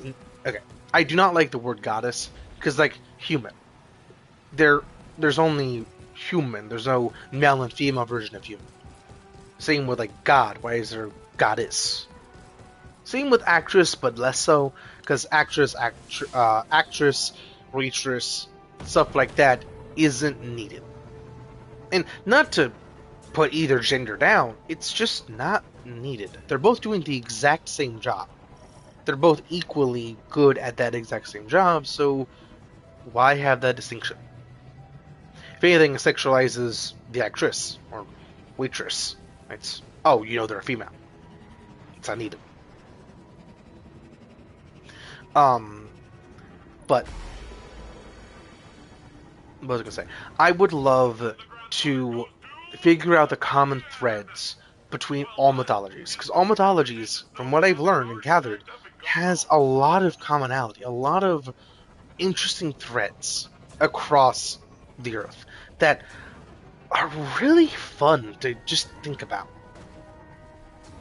And I I grew up in a Christian household, which some people could easily suspect because of what I said about my childhood thus far. But I grew up in a Christian household. They were, or one of them at least, my dad was very religious and did a whole lot of different things. But I thoroughly enjoyed the religion when I was younger. I studied it, got baptized, genuinely enjoyed the religion, or enjoyed the religion. And then or even back then, I had a lot of questions. I asked them, and that's why I got baptized, because in my church, it wasn't just, oh, you want to get baptized? You can. It was an actual, I had to earn it, I had to learn it, and I was one of the first people in that class to get baptized.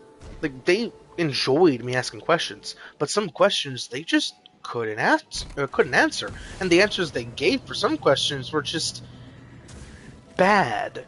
Like, for an example, in the Bible, it says that one religion is true, every other religion is of the devil, and that in of itself is flawed, because that can expand to other subsets of Christianity. Because technically, I was a Baptist, not an exact Christian, but I mean the overarching thing. But uh, that concept can be branched out to them, and that's what I didn't like about it. Because technically, which one is the true one? Because if you need to follow the true one, and every other one is of the devil and is deceiving you, which one isn't? It just opens a can of worms that has no clear answer except trust me, bro. And that's never felt right. Like, believe it or not, when I was younger, I never believed in Santa. And not for any, like, child reason. It literally was the logic of it. Like, how could somebody do that? Like, I always, like, even to this day, I enjoy the concept of Santa. I just never believed Santa existed. Like, I genuinely enjoy the concept of a jolly old man with a big ass beard and a bigger belly going from place to place delivering presents because he just wants to. He's a jolly old man. I love that concept. Just, I know it's not how that works. And have always suspected it's not how that works, but didn't know until one day I just came across my parents doing it. Which is weird. Fully understand that. Just that's how I've always been.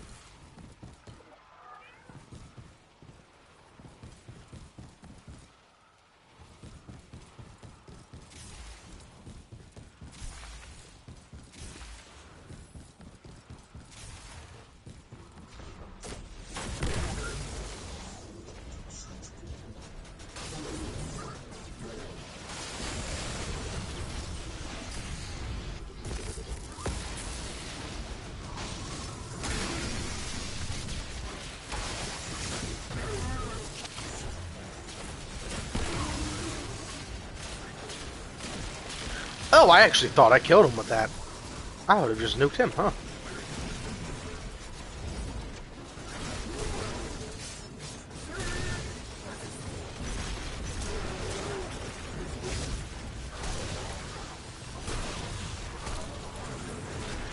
Something that sucks about the Titan kit that I wish gets or I hope gets a update, is Knockout.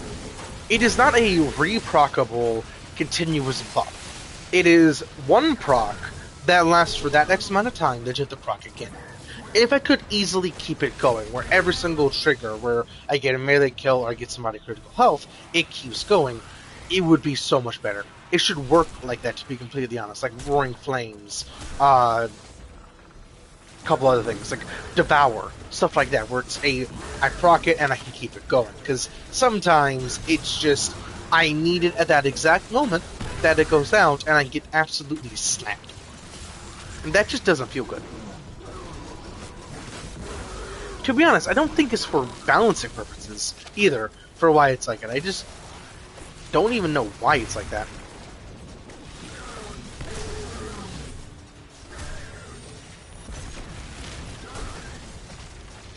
And I haven't said this as the entire stream, but I am going to be staying up all night. Simply because I slept until 4 last night, and I really need to stay up or get up at a certain time because I'm going to be the only one home. And there's 2 doggos that will happily be in the house. They don't want to, but they will. I say they don't want to because they will scream and yell, let me out, let me out, let me out, let me out. And then, when they really have to go, pee.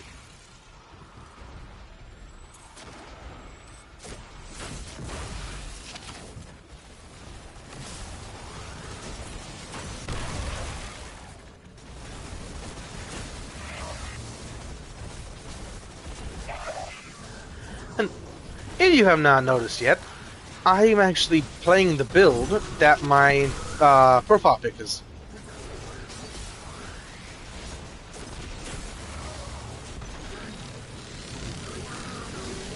And that right there is an example of how aim assist can fuck you.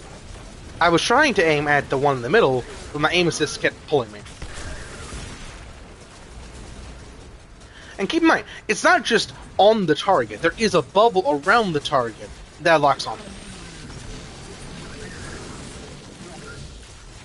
Which really sucks.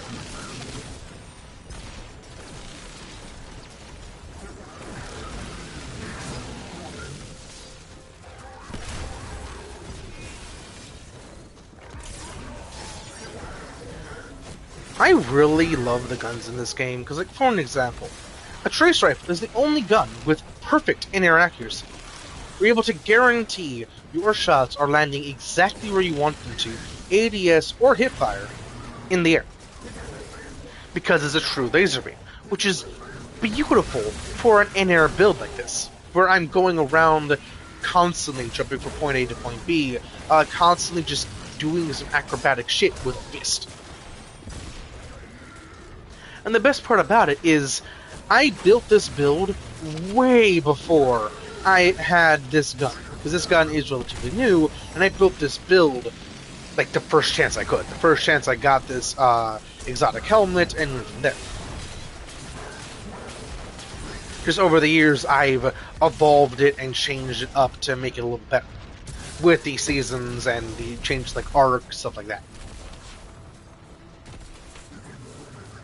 Like, from the moment I got the third tree for Arc, when Forsaken came out, I just kept using the same build. Even when it came to the Thunder Crash, because Thunder Crash, if you did not know, actually counts as a melee attack. So whenever you run out of your melee ability, you can just use Thunder Crash, and it's the only Arc Titan Super that counts. The other one doesn't. And I don't know if they ever plan to make a third one. I don't even know what the third Arc Titan Super would be. But in the future, I don't think it's going to work the same way. Where it's only going to be the Arc missile that counts as a melee weapon. Or melee attack.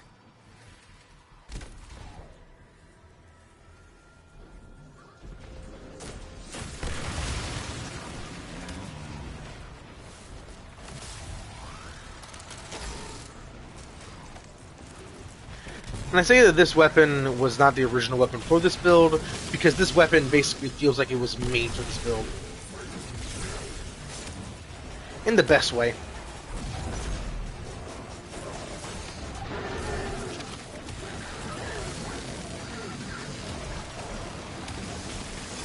The only thing this gun is missing to make it perfect for this build, like genuinely made for it, is Stretch Barrel. That's it.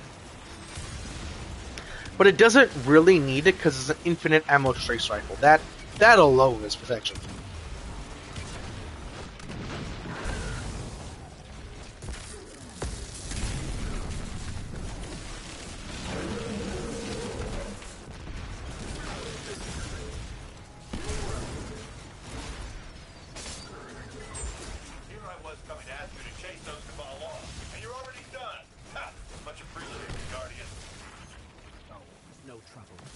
Just happy to help.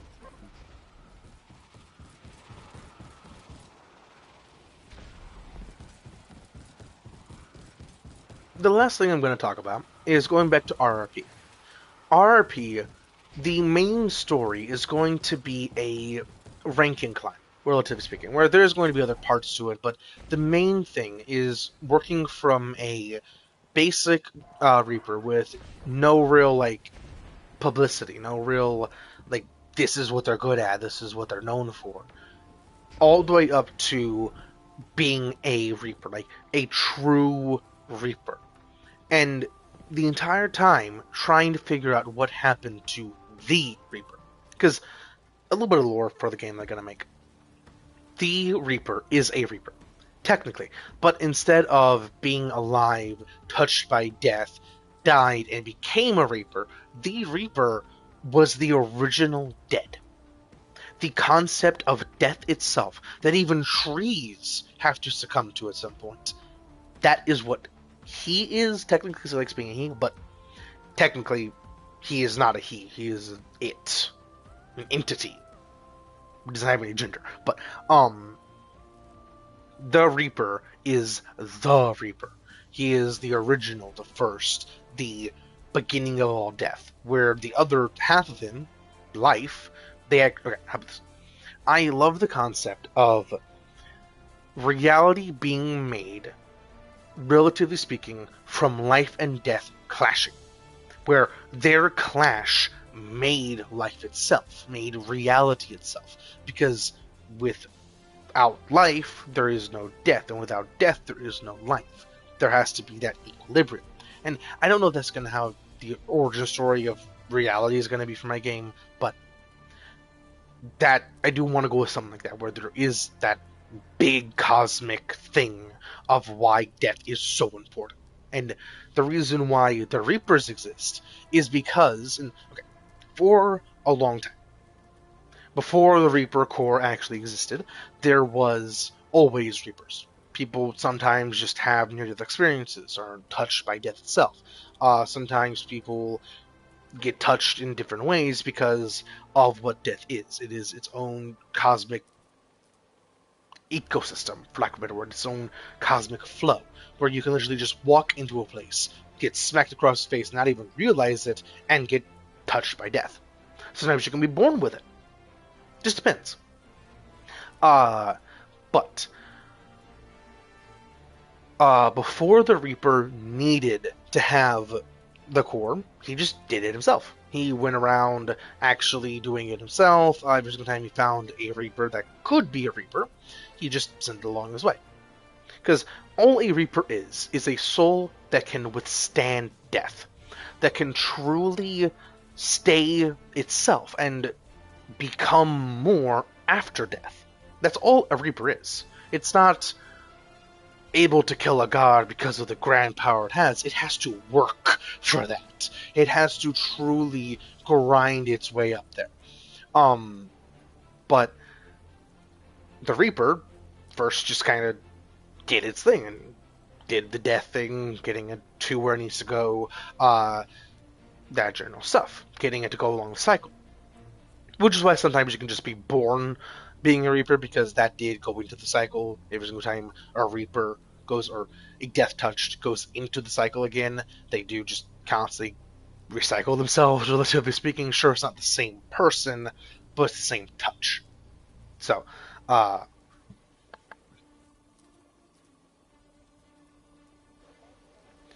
that, uh, at a certain point, the Reaper decided that he is truly up to his head in all sorts of shit. Like, he has to go out of his way so many times to cut corners because he has to get everything done. So he said, fuck it. You can survive being outside of your body. You can actually be stable and be a person like me in the concept of death. Like, just be alive in death. So, this is how we're going to do it. You're a Reaper now. Work with me. Let's go. Like, that's basically the basis of the Reaper Foundation. He just had enough. Had enough of being the only one and trained the first Death Touched to be a Reaper, and so on and so on and so on, trickle down, and now there's an entire corps.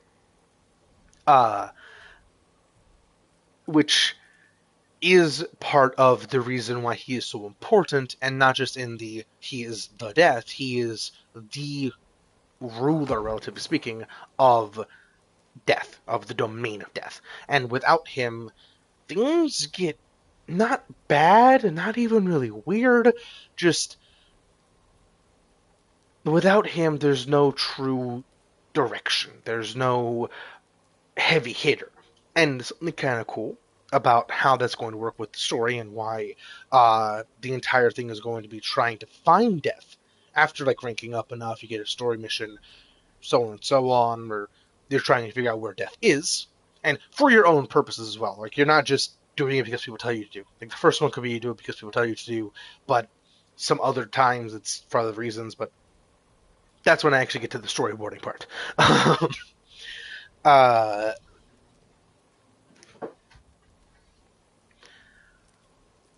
the cool thing about that, and this is kind of a spoiler, technically, uh, the Reaper is in a paradox, trying to fix it and solve it, because it is going to be like Paradox Busters. I don't know what I'm going to call it, but it's going to be my Horde Rush game after RRP.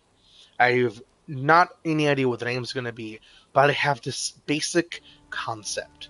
Basically, think Killing Floor 2 plus Black Ops Cold War. Zombies, specifically.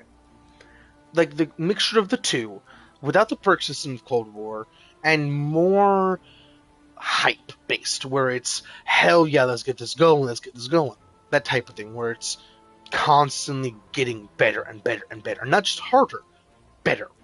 Where you are getting more advanced, where there is no point where you feel like you're going to get fucked if you don't get a specific gun out of the box. That's not a thing in the game. Where the entire goal is to fix Paradox.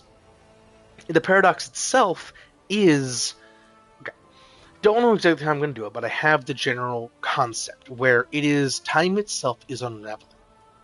And I don't know why exactly yet, but time itself is unraveling, and the Reaper saw that before it was happening and bubbled it. Literally put it in its own reality bubble. But because he had to fix it, he couldn't just let it pop and expand. He has to be in it to fix it. Basically, think of Idrisil as a bubble, where it's its own contained space, and outside of that is a forest of bubbles. Each bubble is its own separate reality. Each one has its own problems, good things, possibly, most likely not, humans, its own living things, so on and so on. Some of them could be just shapes, abstracts, old ones from H.P. Lovecraft could be in one tree. That general thing. Or even outside the trees, where they're just swimming around that vast nothing. But that pocket bubble he made is still connected to the main one. And that is what you're trying, relatively speaking, at some point in RRP, trying to find. That connector. Because the entire time, you don't know where he went. You have no idea until you get hints and little bits and pieces of where his last mission was, what happened, so on and so on, and then find that bridge. And the reason I'm talking about this is because the cool thing there is, unlike most. Ah, Colonel's old. I heard Colonel doing his cough hack thing because he's an old pug. Very healthy pug because his snout is not in his face, it's actually extended because he's a wiener pug, I believe. But he's really old, so he makes a lot of noises. Um, that the reason why I really like the concept of a connected universe for those two games, because unlike most people that make a main game and an offshoot, relatively speaking, like Control and FBC Firebreak, where they're the same universe, same setting, relatively speaking, one set 6 years after, one set 6 years before, technically, and yet there is no real overlap in gameplay, or there's no, like, you cannot play as Jesse in FBC or anything like that. In my two games, there's actually going to be, if you get to that point, because you're that level, so on and so on, you're able to actually connect into that game from that game and play with people in that game. Sure, you're not going to be unstoppable because that would be fucking boring, but you go there, get your own loot, your own things from that area. Like, I think they're going to be like paradoxical weapons. Like, that's the rarity, paradoxical, where they themselves have like a time limit where you won't be able to keep them indefinitely. There's like a weapon of each type, where there's like a shotgun, an assault rifle, a pistol, that general thing, where you go there, grind, get the one you want, get out. Sure, you can get it on your first try, but you get the one you want, you get out, and you get to keep it for like a day, and then it fizzles out, and then you get the next one, it fizzles out, something like that, where it's its own unique possible rolled weapon. And for that, I don't want to have like you keep the roll, like you keep the concept of the roles, and you're able to get the one you want whenever you want it. There's going to be a lot of grinding there, but every single time you go in there, you're actually loading into a game that's already in motion from one of the other players of that other game, where they have to set it to where people can join in, but if they can join in, you just now have a Reaper helping you out. And the cool thing about that game is you're not a Reaper. Because in RP, you are a monster. You're able to rip and tear, flow with your combat movement. Like I'm wanting to basically make like Doom Eternal, Destiny 2, Titanfall, mixed with some Ultra Kill in there, all blended together for the gameplay and combat. Like that fluid, able to rack some shit up, do some crazy things because of the combo things you have, and just dance with what you have. But in the other game, it's going to actually be its own world where you could be a medieval knight and a modern day biker working together because time itself is unraveling. You're just random people trying your absolute best to help a thing you don't understand fix this problem. And the only reason why you're able to help fix the problem is because in the center of each map, and I do kind of want it to be center, it could be offshoot, but generally it's going to be the center of the map, is the elevator or the drop. I don't know what to call it exactly, but it is a center point that is obviously not correct. Where that center point is the shop. It is where you can go if you're going AFK or AFC, because AFK is away from keyboard, AFC is away from controller.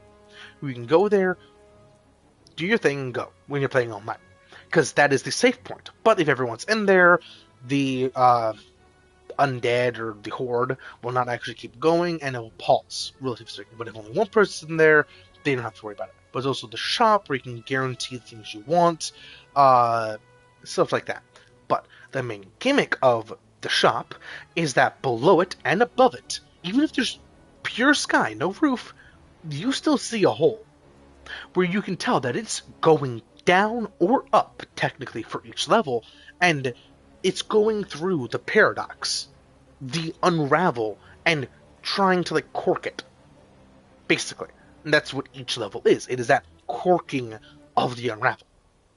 And that is how each person is able to help, because they're getting on that, relatively speaking, elevator and going from place to place with the elevator. Which, don't know exactly how the story is going to work exactly, like I don't know exactly how RP is going to work, but that's the main gimmick. And it sounds so fun to do. I muted there by accident. With all that said, shut down. I hope you all enjoy the video, and I'll catch you on the next one.